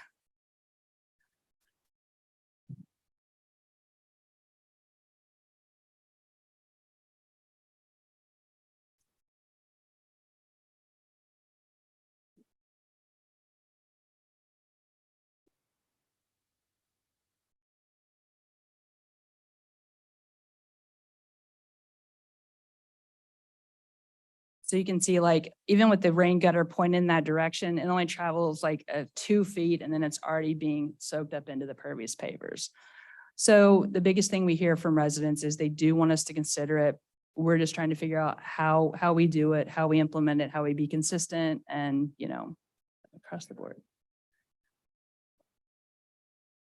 It's pervious pavers and that artificial turf too. We're getting up so many questions about that. My first gut reaction is, okay, when they put it down, whether it's the pervious pavers or the artificial turf, is the city looking at the grade of those? Are there any restrictions on, you're worried about your neighbor, that's the whole point. If the grade tilts to your neighbor's property, if they start to fail, they're going to fail to your neighbor's property. So the other way would, to either be a valley of some, and create a relatively a trench, A swell. a swell, whatever. Or back to the home if it's, around here, you don't have basements, so you don't have to worry about that. So that would be my first point. I would think that, I don't know where the 2.5 foot comes from. I'm not sure where the vegetation piece comes from because you have so much, pervious shell used throughout the city on some properties where you're not really going to have a 30% or 80% of the 30%. That's going to be vegetation. And some people are allergic to some of the grasses around here. So you can take that into your thought process here. I don't know where did the 2.5 foot restriction come from? It's just been in the. Because it's defined as a minor structure. And then a minor structure that relates to an accessory structure, and then accessory structures have 2.5 foot setback. That's Can we redefine structure? and we should look at the definition. It includes so many things that probably shouldn't be in there. Our definition section's a little messy, especially that area. I would make that a priority, I think. As far as structure, that term has in been. the packet. Yeah, that was one of the things that we kind of wanted to better define because it felt like it would give us, it wouldn't hold us to this. It would give us a little more flexibility and Right. ability to work to that. Yeah. You have some great examples where it makes no sense to split that gate. So, and I'm sure you didn't have to look hard to get that example. No, and unfortunately, and we do understand the drainage, to your point. When we do permit the pavers and the driveways, we do ask for the topographic survey so that we can review it. We do encourage, or we require the gutters to go towards the seawall or towards the street. So you're not allowed to discharge to your neighbor. So that's one of the things we always try to catch as well. And we do enforce that to the best of our ability. And sometimes we get plans that, people are showing the nice drainage arrows, but the grades don't work. So we send it back and say, no, you got to rethink this. Unfortunately, there's not a lot of recovery space between properties to get the swells that you would ideally like to get the water moving off the property. So once you do start removing the vegetation from in between the properties, you can see where it becomes a little harder to control and a little more slippery there with the drainage. Are there any solutions to bring those gutters down and below grade and bring them back up if need be in a different area? We do with newer homes, we are working with people to provide better outlets for that, whether it's out through the seawall or burying it and then popping it back up once you get towards the street. With the newer homes, that is easier. The older homes, it's a quite an undertaking and a bit burdensome to have them do that with, if they're just doing some like small paver work. So that's where it becomes a little hard for people to understand why we'd ask them to do that.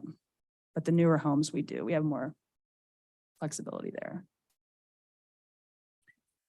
Yeah, I have a neighbor that has had problems with a neighbor. And it can be quite a challenge when you have those gutters rinsing out your property and washing it across your seawall. Yes. And we do get called in to look at those a lot. So, and it is a lot of time that gets associated with the drainage and the runoff that we deal with. So what are you proposing? What are you looking at? What's the end game here? That's kind of where we're at, is trying to figure out the research. I mean, part of me, I go back and forth because then part of me is like, we really have more flexibility in front yards. So do we change how we enforce it in the front yard? Then maybe with side yards, become a little more lenient about how far up the hardscape can go, still requiring, proper topographic information, making the homeowner responsible for making sure they don't discharge to their neighbor. Then as they come into the backyard, it gets a little harder there again too, because of the, people with pools and small backyards. And so once you have them bring it back into the 2.5 feet, we do have issues there. So I mean, ultimately, it's their responsibility to show how they're gonna manage stormwater. Correct. And then I don't see where the 2.5 foot on the property line does that. That's kind of like a catch-all. Well, you didn't, so whether it's a modification, you're gonna put hardscape down the side of your property, well, then you need to take into account how that's going to impact your neighbors. And I don't know that has to be any harder than that. You really want that hardscape, you'll figure out how to take care of that stormwater. Correct. And, you can make suggestions. But you're basically going to approve the permit one way or you're not going to approve it. Correct. So, but just a standoff, just a 2.5 foot, why wouldn't it be 3 feet? Why wouldn't it be 2 feet? Where did that come from? And that's kind of exactly what we're alluding to with the research too, is, why is it only 20% of the non-vegetative versus 30%, so where do these numbers come from and why were they plucked? So. Right. Your picture says 1,000 words with the 2.5 foot and half the gate is dirt. That's got to be fixed, whatever I mean, we have a high water table, we're on a barrier island, we're going to have runoff. It's just gotta make an attempt with the grade, a canting of the pavers to channel it, whatever it takes. But what we have there with the resident doing the right thing per the permit, it's just all wrong. Correct. To look at it. It's And I do think, and to the point is, it does fall on the permittee to be responsible for how they install it. We've already acknowledged to them that you need to be respectful of the drainage. It does not need to discharge. You've shown me a plan that says if your contractor puts it in this way, it should ideally not discharge onto the neighbor's property.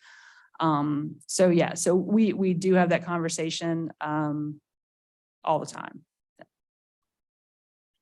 Well, with what you've presented here tonight, you're on the right track to solving this. So thank you. I think it would be nice if you could look at the definitions. I know that definitions have been a topic of discussion for many years. And there appear to be some definitions that have too many things attached to them. And seems like that would be easy. I say that tongue in cheek, right? But I think that would be an important thing when you go down this road to see about going through and updating the definitions to be more in line with what they really should, instead of just grouping everything in it. Yep, and that was one of the first things, starting middle of May, one of the first things Jenny's brought to the attention was obviously this concern. And then we've been discussing a lot the definitions and what we can do to get them cleaned up and get them more in line with what they need to be and more representative. You have been here over a month. What have you been doing? That's exactly what Jenny keeps asking. Thank you. That was a great presentation. Any other commissioner comments? Any public comment on this?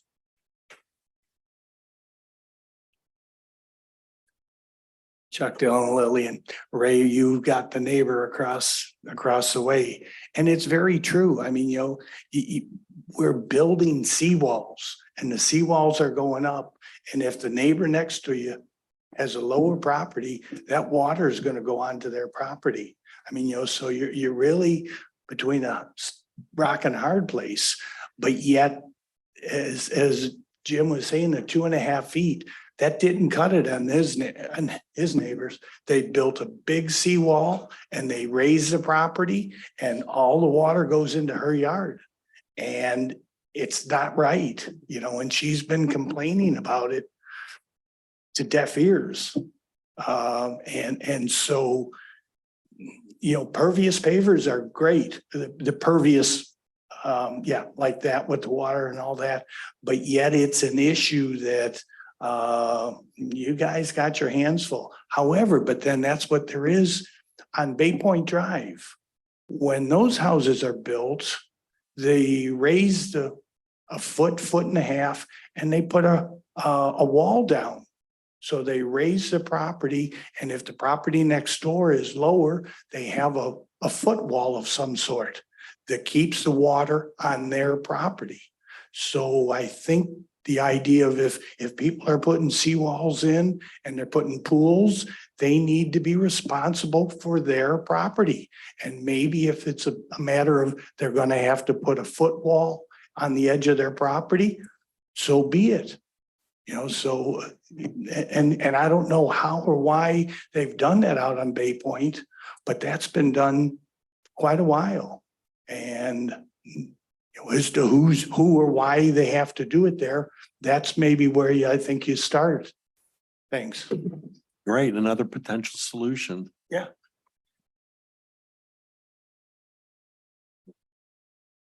John's Pass. I'm familiar with that same neighbor and I've seen that problem. And I have the exact same problem, in fact. And I realize I may be criticized for going off topic here, but the issue is, how are you enforcing these things? Okay. I reported this over and over to the city engineer, Al Carrier, at the time. And we had a slope down to my property. I had video like you had of me, water just flooding into my yard. And Al Carrier sat there and told me, water goes uphill, Mr. Howell. You don't have a problem. Where do I go with that? So all of these things are great to talk about, but we desperately need them enforced in some consistent manner. So I've got a neighbor who I get all the runoff because they were allowed to put in a pool 3 feet higher than their property, and it just slopes into my yard.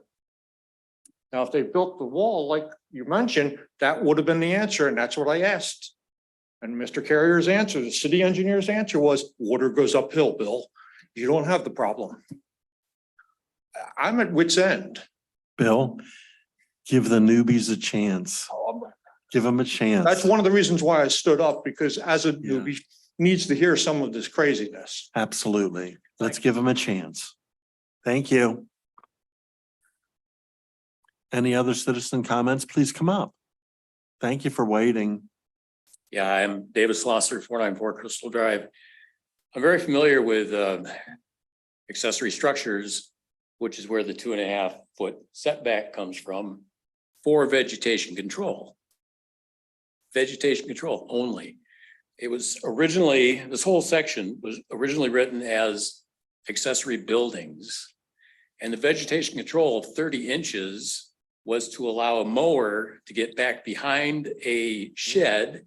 So you don't have junk trees, junk palm trees and, Brazilian pepper trees and that kind of thing back there. It was never intended that I'm aware of to help or be associated with drainage.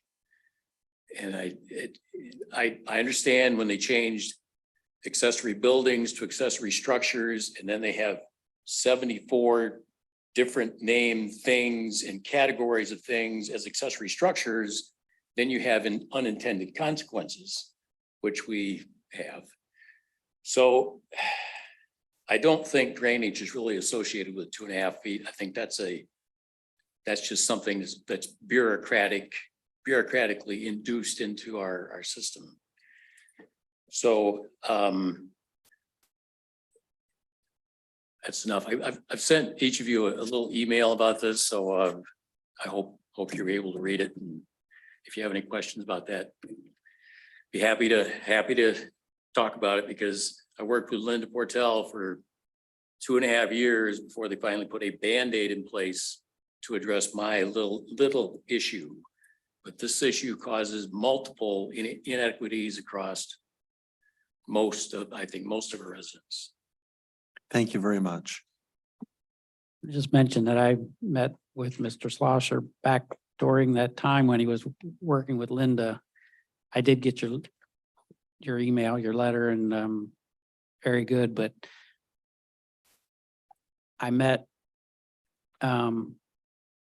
across the table, and I highly respect Mr. Schlosser's opinion, and I don't want to speak for you, but feel free to reach out. He's quite an insightful person to speak with, and he goes in depth in this stuff. So for what it's worth. Any other comments?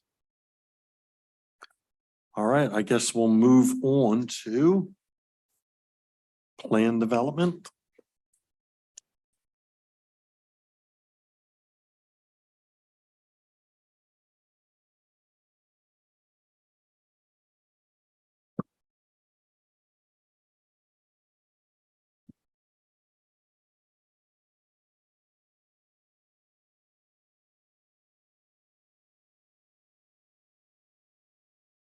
I think I had put this on the agenda. I don't know if you want me to start. My question is a PD. How does that? You have plan development, you have zoning. What part of plan development overrides zoning? What parts of zoning cannot be overridden by plan development? Does zoning just go straight out the window if you get a plan development approved? You still have your land use. So the future land use with the comprehensive plan, that still stays the same. So you still have to adhere to that. Okay, so you have the same land use, but as far as your setbacks, your heights, what parts can be massaged and what parts can't? The setbacks and the height. And that's defined in the PD section. But basically a developer would come in and ask for a unique structure with different setbacks than what the zoning code allows. Okay, so setbacks and you're heights cannot be rezoning it. adjusted by PD. They can be adjusted through the PD process. They can be. Yes, So the- your land development regulations, not land development, your land use, the future land use element in the comprehensive plan, that's not what's changing. You're asking to change the zoning from R3, from C3, C4 to that PD. And so that PD, you're asking to do something unique, something that has different setbacks, possibly different height. That's usually what you see whenever people apply for this PD zoning. Units per acre, That stays the same. so that the- cannot be That adjusted. cannot be adjusted. The units per acre, that's in as we saw tonight, it's in your comprehensive plan. That's also in the zoning. So when someone applies for this PD, you're not applying to change the land use, the underlining land use. So remember, you have those 3 map categories. Your countywide plan category, that's not changing. Your comprehensive plan, future land use category, that's not changing. They're just asking to change the zoning. So they still have to be consistent with the county's intensities, the FAR, the county's densities, the units per acre, and also the comprehensive plan intensities and densities. Okay, and that just. So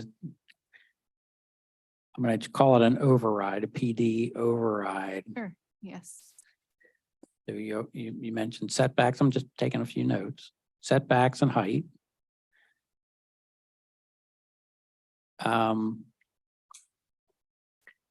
But fixed is units per acre. What else is fixed? It can't be changed. Intensity and density. Intensity and density, so the floor area ratio and the density, the units per acre. And you can see that in our comprehensive plan. And then it is also in the countywide plan. But it also, it'll let you change the ISR. I haven't looked at that in the PD district, but there is an ISR requirement in the future land use in the comprehensive plan. But with the PD, it'll let you modify that. Yes, no. I have not looked at it through the Okay. ISR, but I believe so. But I know that in the land use, in the comprehensive plan, there's an ISR. We're required to have an ISR. Okay. So you wouldn't be able to change the ISR you couldn't go more than what the ISR is in the comprehensive plan. So basically, I'm coming up with 5 items that can't be changed. Anything else is pretty much open for discussion.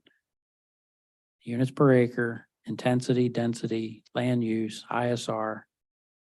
And if some of those overlap, I'm sorry. You would just But look at the pretty- comprehensive plan, and in the comprehensive plan, it shows the permitted uses and it has the intensity, density, and ISR. Okay. But they do cap out at what I'm gonna call the bonus. Yes, so you could ask for the plan development. And with plan developments, you have to have a development agreement. So they can ask for the alternative temporary lodging use standards, what we talked about previously tonight. Which is probably what somebody would do if they're going for the PD. 'Cause that's a long process. It's lengthy, No, expensive, so it makes sense that they would do the alternative temporary lodging use standards, get that bonus. You have to have a development agreement anyways, so I would say typically you would, if they're building a hotel. Right.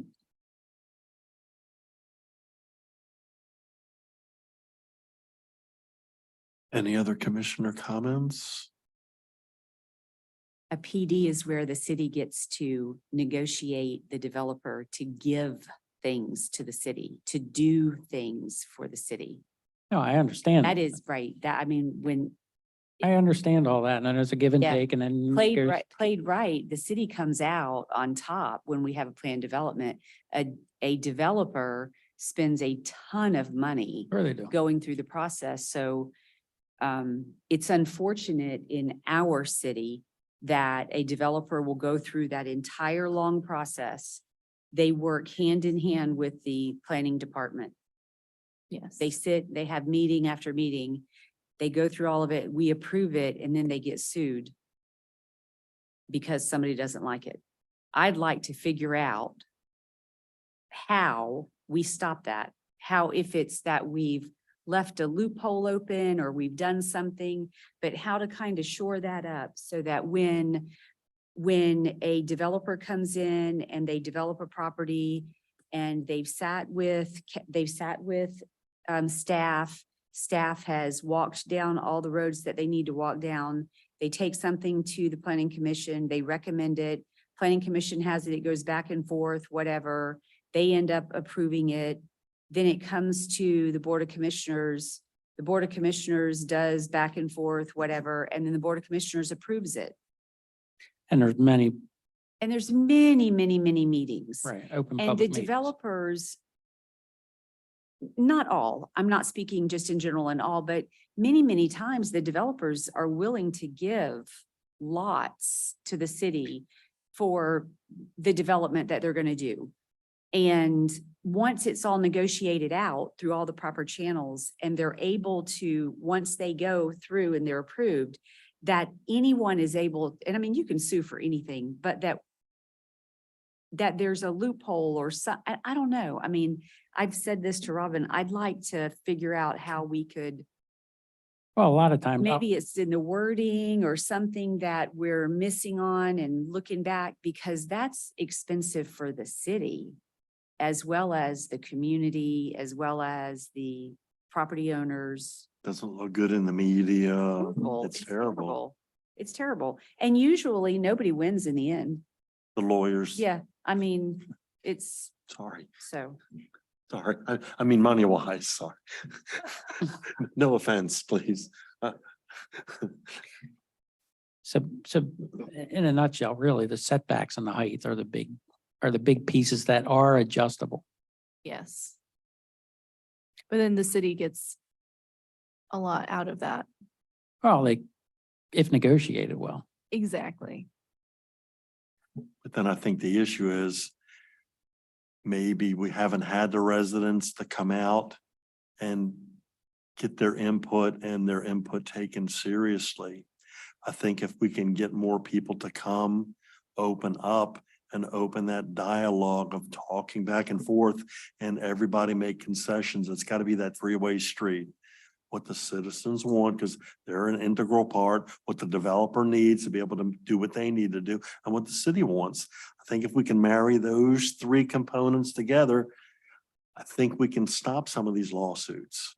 Because everybody gets what they want. There's gonna have to be concessions. Of course. There's also a neighborhood meeting requirement. Yeah. with The PD Yeah. process as well. So you have your neighborhood meeting, you have your planning commission and BOC as well. Oh, absolutely. So- There's plenty of opportunity. We just have to get them to come out and listen to them.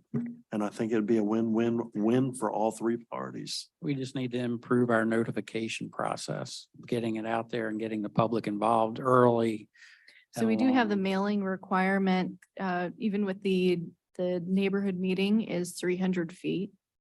And the developer does that mailing. I mean, so talking about notification, the city has quite a number of ways to get notified on meetings. I get an email to my personal email. I signed up for it.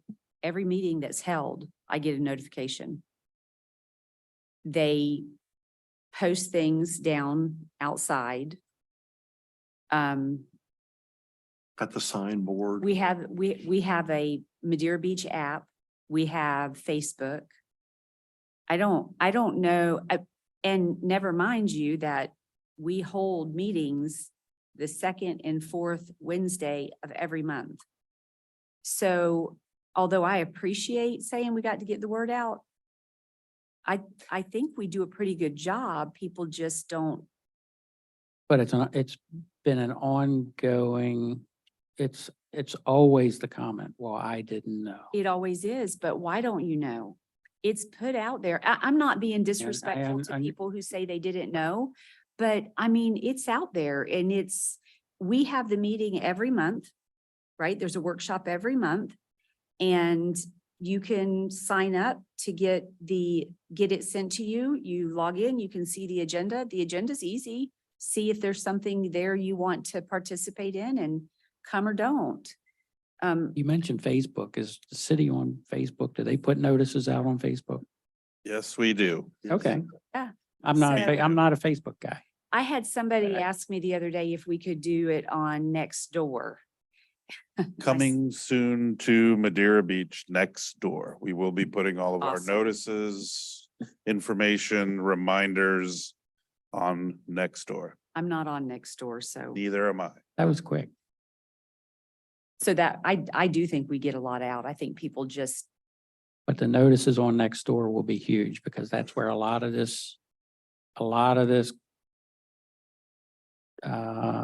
public disinformation happens. And I think if we can just get notices of meetings, not a back and forth, just notices one way. Where, we have dog park to talk about on Tuesday at 5 o'clock. Be there or, but I think. Yeah, we had that meeting at the dog park. And Jay is the one that showed the maps and everything. I think there was maybe 30 people there. It turned out nice. Also, I believe I have a lot of people say they watch it at home. They watch the meetings at home. Unfortunately, and they watch it at home, we're not actually going to get their feedback because, no interaction there. But I constantly tell, the residents, as you said, every second and fourth Wednesdays to come in and step up to the podium and let us know what you think. And if you're at home watching this and you disagree with something, feel free to email us and let us know. we have had a resident watching at home and got in their car and drove down here and stood up at the podium and spoke. Because, Madeira Beach is not that big. It's so, A small wide. yes, it is.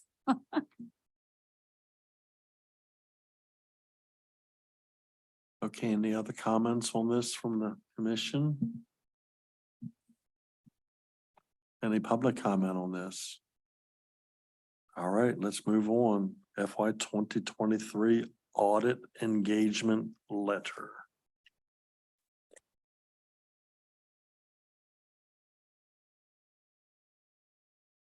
So I'll take that. So the city put out for an RFP several years ago and selected James Moore and Company for a 3-year term that had 2 one-year options. And so those, and there was an audit committee established, went through the process, which is relegated by state statute as far as the composition of your audit committee and the process by which you go through the selection. So that all occurred in 2020, selected the vendor, James Moore and Company. They provided a 3-year audit, FY 20, FY 2021, FY 2022. In the contract and through the bidding process, it allowed for 2 one-year options. And so this is our first 1-year option period. And so the audit firm provided a proposed engagement letter. So that's included in the packet. We've had a great working relationship with the auditor. It's been very positive. And so typically you would have at least a 5-year life to your audit cycle with the same firm. So that's not uncommon at all. They've done great work for us. They've had a good consistent team. So I would recommend moving forward with a year 4 with James Moore and Company. And so I want to just put that out in the workshop for this evening. And if you're in concurrence, then we can put it in the into the next regular meeting agenda for formal approval of their engagement letter.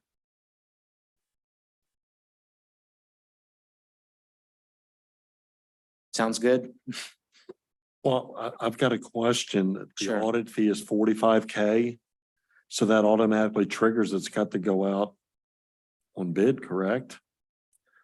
No, so That's not what our ordinance says that we just recently passed a couple months ago, correct? it was a multi-year contract. Yeah, So we're just extending a year. we're still under contract with them. It's a 5-year contract, 3 years with 2 one-year options. So we do have the option if we didn't like the audit firm in year 4 to pull out and say, hey, we want to go out for, back out for RFP. But it was a 5-year, 5-year option. So I just am recommending that we exercise option year 4. Thank you for the clarification. Any other questions? Any public comment? All right. City manager report. Thank you, Mayor. And so this is our report in your packet and the agenda for the month of May, which May's sort of the transition month from the wonderful weather we have typically from October, November, all the way through the end of April. Hence the term the snowbirds visit Florida. But May, as the temperatures get warmer, the humidity returns, kind of a little bit of the beginning of the summertime weather pattern. We transition into one, just a reminder of folks, obviously to be mindful of the heat as more people start, boating, swimming, to be mindful and make sure you're always exercising safety precautions, as well as particularly swimming out into the Gulf. You start to see more quick storms pop up, just more volatile weather. So really a lot of this city manager's report for May was a lot of reminders of one, that May is the beginning of sea turtle nesting season. Very important to, again, leave no trace, just leave your footprints on the sand. So we remind folks, if you see a nest out on the sand, please leave it alone. Do not walk out there, not walk through it, try to remove it. If you're those that are out on the sand, if you dig a hole, please fill it at the end of the day. As was stated earlier, we remind people to try not to leave any of their personal belongings overnight, et cetera. We begin reminding folks because usually kind of in the middle of May, Colorado State University issues their hurricane projections for the hurricane season, which we are now in. That began June 1st. So again, we begin reminding folks to prepare, be ready for the storms. We almost had one headed this way last week. Thankfully, it dissolved. But we're certainly going to get other potential tropical storms, hurricanes. Reminded in the report, and it's up on the screen, we also have a website that anyone can utilize, which gives you not weather updates, but it's part of our information system called ThorGuard, which we placed on top of our recreation center building. You can go on there, and what it does is it tracks obviously the weather conditions around here, and it will give an announcement if lightning is within a certain distance, I believe within a mile, and then an alarm will sound off and when it does, that means that there is a thunderstorm nearby, and anybody that's out in our park here would, that means for you to take cover, take shelter. So that website is on the update on the report. Again, just reminding folks of the changing weather, and again, we're in hurricane season. Also in hurricane season, we're reminding folks to download the county's app, the Ready Pinellas, which gives you lots of updates, even just for regular weather, thunderstorms, thunderstorm warnings, et cetera. Ready Pinellas, and it also has a lot of information regarding hurricanes, and when a storm is approaching, a hurricane is approaching, or tropical storm, it will constantly give you updates that the county puts in the app. So the app is Ready Pinellas as part of the Pinellas County Emergency Management System. Again, we simply put lots more of what to do, how to prepare, what FEMA recommends, what we recommend, how to prepare, what to do during, after a storm, and we'll continue to remind folks of that. I think some people tend to forget that obviously hurricanes have been hitting Florida for, I think, longer than probably humans have been walking around this wonderful state, but it's always good to kind of put a visual. That's why I've left, and at the next month, this is Hurricane Andrew from 30 plus years ago, and they're going to put one of Hurricane Ian. When the county issues an evacuation order, we're living on and I know one of the last things that anybody wants to do is essentially leave your home for several days or even up to a week, but better that you leave when it certainly appears within a 3-day time period, even when the county has not issued an evacuation order, to probably consider evacuating at that time. Sometimes it can be too late, as was the case for many people south when Hurricane Ian hit. As part of the preparations, the legislature again this year issued or provided a sales tax holiday. There are several that will be occurring. The first one was from, I believe, May 27th through June 9th. And so a variety of different hurricane emergency preparation supplies, materials were sales tax free. There will be a second one at the end, sort of toward the end of the summer in August, the 26th of August through September the 8th, as well as I think a sales tax holiday for back to school. So nice that the legislature does that. I think it just a good reminder for folks to make sure you do have all the supplies you need, as well as for when kids, it's time for them to go back to school. We appreciate, I know staff very much appreciated the proclamations that were issued by the mayor in the month for Safe Boating Month, and then for celebrate and recognize our public works staff. We had a nice lunch for all the staff. They very much appreciated the support that we continue to provide. As we heard earlier today, the item on the city's mission and vision strategic plan, I'm constantly putting that updates to that on this monthly update, so people stay on top, and hopefully they can continue to attend. As has been stated, our meetings are scheduled second and fourth Wednesday, regular meeting the second Wednesday, workshop the fourth Wednesday. They are available via YouTube. We're hoping to have Spectrum channel 640 with the audio repaired, hopefully for the meeting in July, the July 12th next regular meeting. But in the interim, anybody can watch them on YouTube. You can watch any meeting, I believe all the way back to 2017 are available on the city's YouTube channel. Go to youtube.com, type in City of Madeira Beach. It will bring you, click videos, it'll bring you up hundreds or almost hundreds of videos of commission meetings all the way back to 2017. I also included just a brief info in this month's report about the city's budget. Of course, we had the workshop earlier today, and again, encouraging people to attend. It's important because that's the most important plan, one of the most important decisions that the commission does make every year. What will the tax rate be? What will the total budget be? So important. So just providing updates, there'll be an even more of an update in next month's report.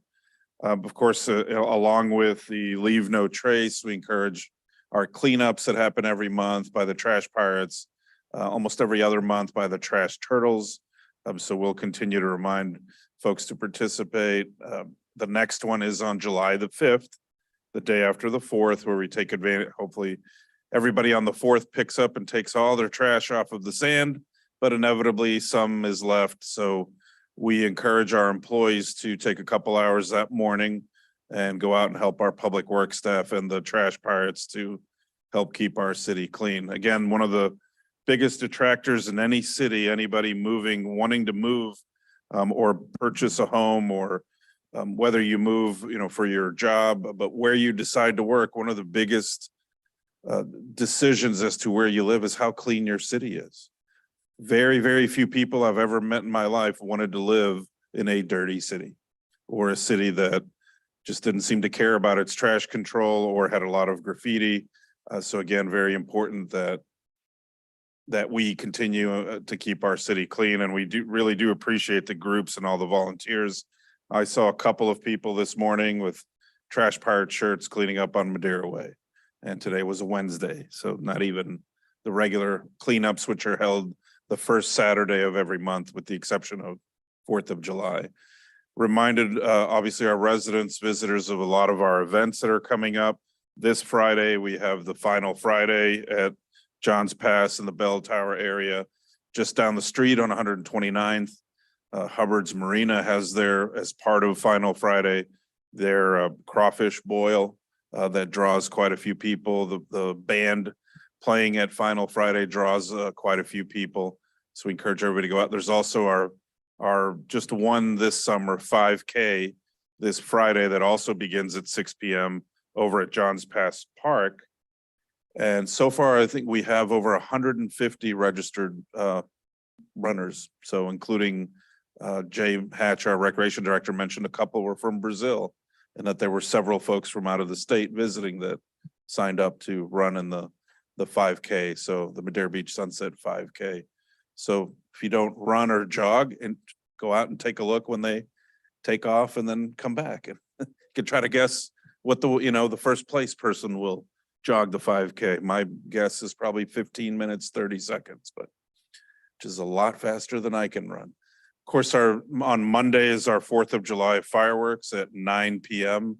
Fireworks will be launched from the Madera Beach Fundamental School across the bridge on the other side of the BOC Bay. They pretty much are viewable from just about anywhere in the city. We do encourage people to come here to Rock Park, bring your chair and watch the fireworks from here. And we did that last year. We did have a few folks. We've had a few this year. Why are you not having them on the 4th? Just felt, I know the sheriff's deputies are a little bit, they prefer it in terms of, because the traffic is a lot less than if they were on the 4th, along with other cities, although some of the, I think St. Pete Beach is having them on a different night. And I think Treasure Island, I don't remember if they were Saturday or Sunday, or maybe the 4th. I don't remember Treasure Island.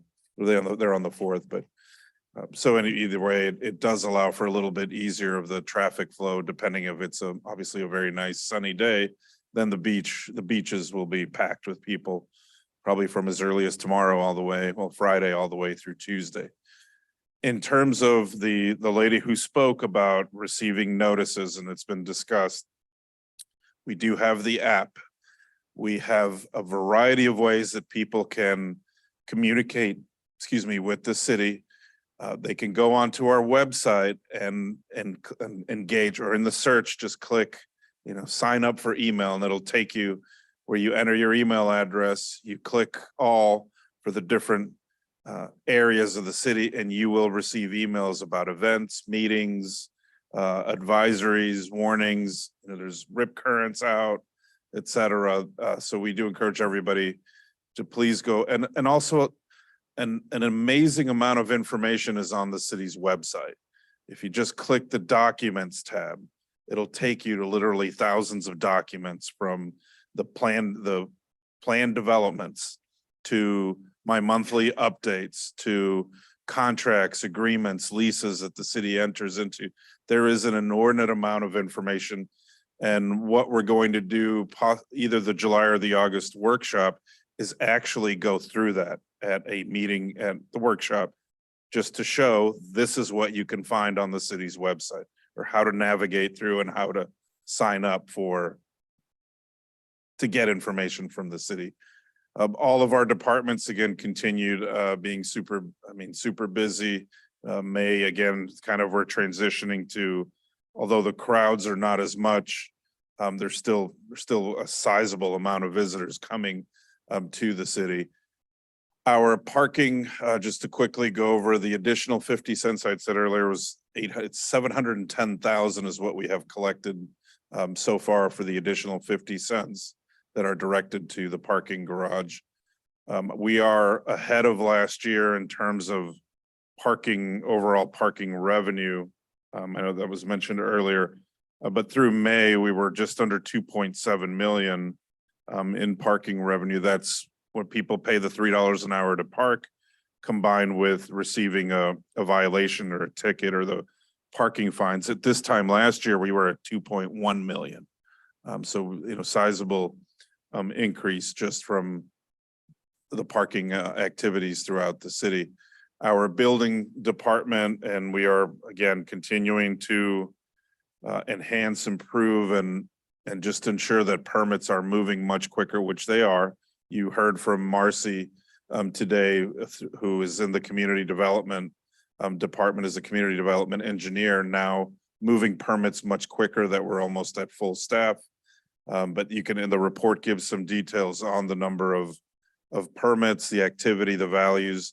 Also an update is, the report contains an update on various of the private projects, from the proposed restaurant at the ground floor of Cambria to the townhomes over in 150, between 154th and 155th, to the town center. So lots more data listed on there. But last month, over 92 different permits were issued. 82 permits, over 48,000 in permit fees, and well over $1 million in valuation of the permit work. So we will be having some presentations at likely the August meeting, once we have obtained a new building permit software that also on the community includes modules for the community development side, as well as for code enforcement.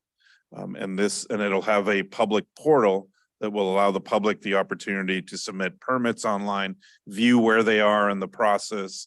They'll be able to view staff notes, or they'll be able to communicate back and forth with staff much easier than what we currently have.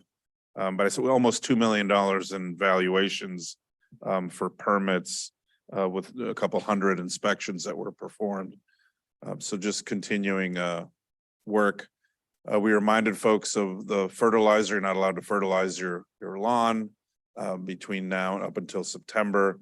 And reminding folks in terms of when you are mowing your lawn or doing any type of work, that you do not push the clippings. We're after some of the landscaping firms that you cannot blow out all the grass clippings, lawn clippings out onto the streets, because that can clog the stormwater, the drainage inlets. So we're, again, even the wrapping around our public works landscaping, not truck, but the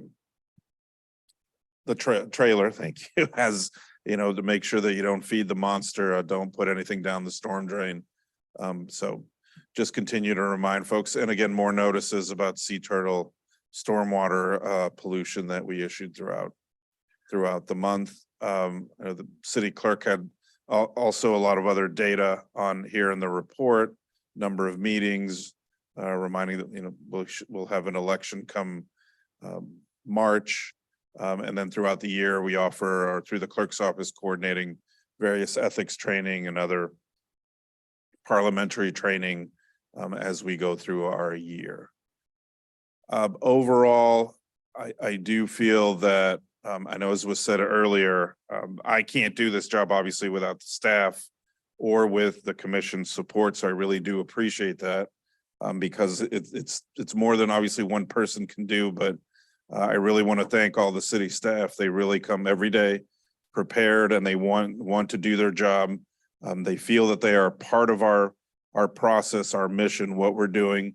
They're all allowed to provide their input within their departments, and then to flow up through the organization up to me. So I'm being accused recently of not being in my office, but that's because I'm in the conference room with meetings with residents, with staff, with whomever, with all of you, as well as certainly out throughout the city, just observing and helping out wherever we can. Our public works they've made considerable improvement, landscaping improvements out at Johns Pass Village, if you haven't been out there recently, but some of these came from the businesses. Hey, this kind of looks a little old, a little rundown. So we have been taking ideas and making, some subtle improvements, adding some plants, just like out here, with, little rocks and some drought tolerant kind of Florida native landscaping. The same is now in the village, particularly on 129th. There were also the electrical boxes on the corner of 129th and Pelican. And because we got tired of waiting on Duke Energy, we just went out and stripped all the little stickers off of it, got all the graffiti, and then painted them. And the businesses are happy. It looks a lot better when you're out there. We are working on coming up with a solution for the pavers, the walkways, particularly items that people drop on the sidewalk, which is the pavers that tends to stick. And we're also reviewing continue to review the containers, particularly at the village and the village. We made some changes on the actual boardwalk. If any of you noticed, we put new cans out on the boardwalk. They originally had a cover, so you had to push the cover. Well, that wasn't working very well. So we had to remove the covers. There was an awful lot of trash that was being pushed out. People didn't feel like pushing that. So we haven't had as big of an issue with the containers that we replaced in the rest of the village, but we're still monitoring for the odors and just the gnarly mess, I guess I can call it, when you do open the lid. So, but the deodorizer seems to be working a little bit better in containing that when the lid is open, especially now that it's much warmer than it was last month and the month before. But we may end up going to another container solution out there because if this is not working, but we're just going to wait another month to see how that goes through the end of this month. And then in July, make a decision whether we stick with the 96-gallon containers. And we may just replace the ones that are right in front of the stores, because that's where some of the concerns have come in. Hey, you know, when they open it, I get an odor. Well, now they're getting an odor of the deodorizer, but you know, depending on what's placed in the can, it still is a little bit of an odor. So not overly pleasant, but so we continue to look at those solutions. Contractors have been out trimming the palm trees. So if you do go around at Archibald at the village, people are like, wow, the palm trees, what a difference when you do clean and, you know, maintain them. They do look a lot better. So continue with the daily maintenance and also obviously the projects that we have. Our contractor began the undergrounding, well, putting in the infrastructure to underground the lines on Gulf Lane. And they should be likely completed with this phase sometime next week. They're not going to be working on Monday just because we're expecting pretty big crowds and they were utilizing some of our parking lots for the staging. So all the lots will be open over the weekend and on Monday and Tuesday. So be happy to answer any questions or comments you may have.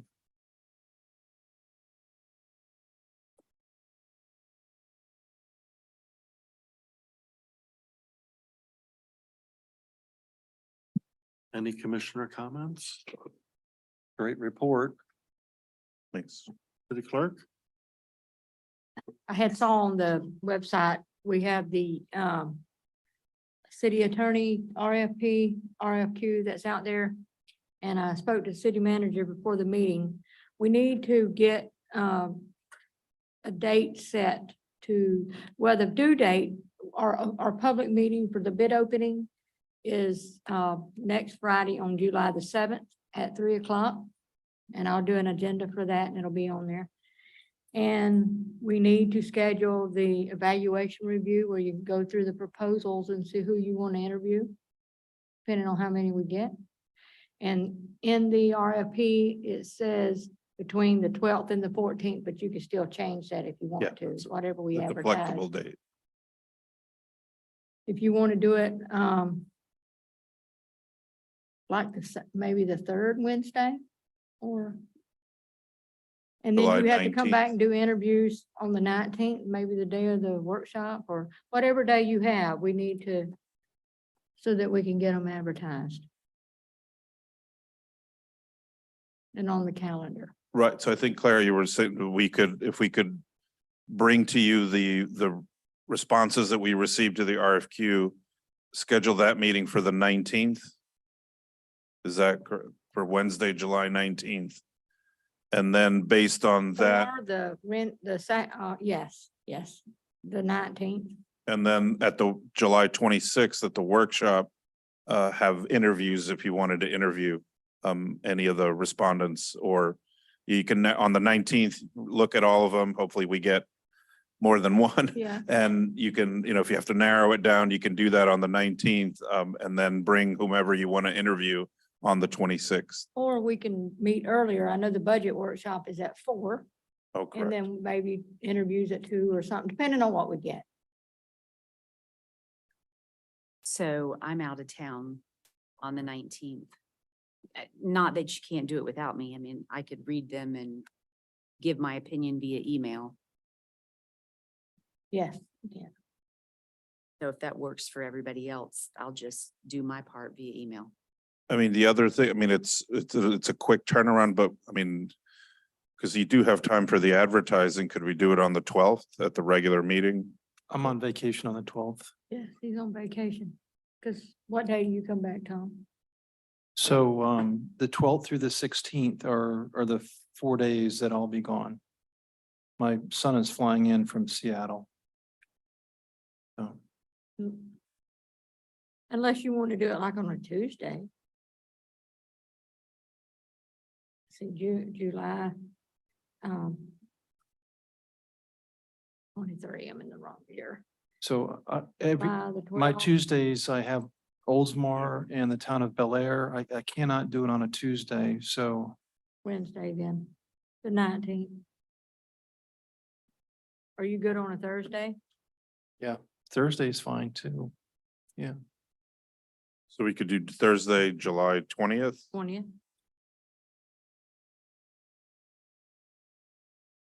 I won't be here. Oh, But Thursday, July the 13th, I'm here. but you're not here. Correct. I Monday. hardly ever go anywhere. Is everybody available on the Monday, the 17th? I think Commissioner, you're out until the 19th. I'm gone the 17th through the 20th. Okay.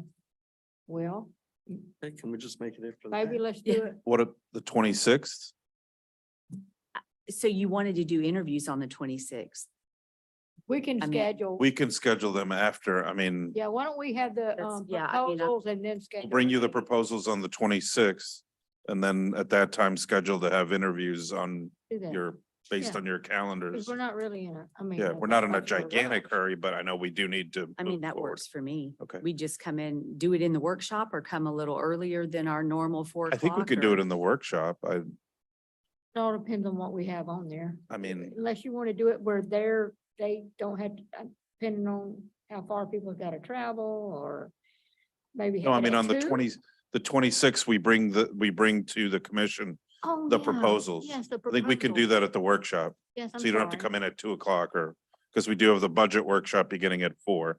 So during the regular commission workshop, we will bring the proposals to you Yeah, that'd be good. We on do the that. 26th. And then we'll Yeah. schedule at that time if any interviews that you would like to do of any. Okay, that'll work. That'd be at 6 o'clock.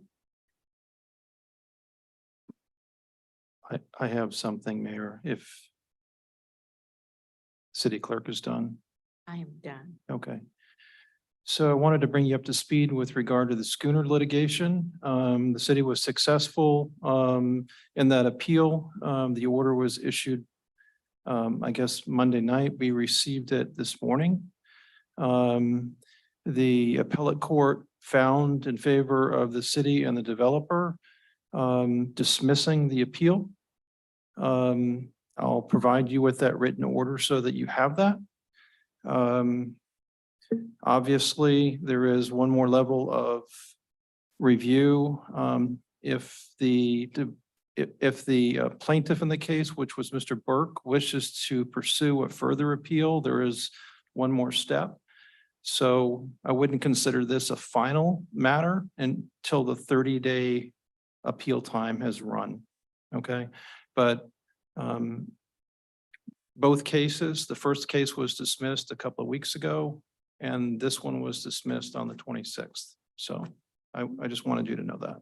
Okay? Thank you. Yep. If they appeal it, how much longer would that take? So it would be appealed to the Second District Court of Appeal. Right now, it was in the appellate court at the circuit level. So if they appealed it, it could be as much as another 6 months, probably, to go through the process. And that would be in a best case scenario, I would think. Okay, Okay. thank you. Sorry, I do have one final item in Please. reference to Mayor, a letter that you received from the county regarding our participation in the Community Development Block Grant Program. Apparently they had sent previous mayor a letter in March, not sure where. Is that the one I forwarded to you? Yes. Okay. So the commission does need to take an action on that. The county did request that we provide a response to them by July 1. But then it goes on to say that the county's required to provide it by July the 7th. So I have a suggestion on how to accomplish that. Obviously, this is a work session. You can't do a motion on that. But I would think that you could, if there is basically an agreement today that the city manager would go ahead and respond to it and then maybe ratify his action at the next at the July 12th meeting. Commission meeting. If that's something that you would want. Okay. Makes sense to me. Thank you. We're all in agreement. Yes. Nothing further, Mayor and Commission. Thank you. Okay, it's 10:15 PM. We will adjourn. Happy 4th of July, Madeira Beach.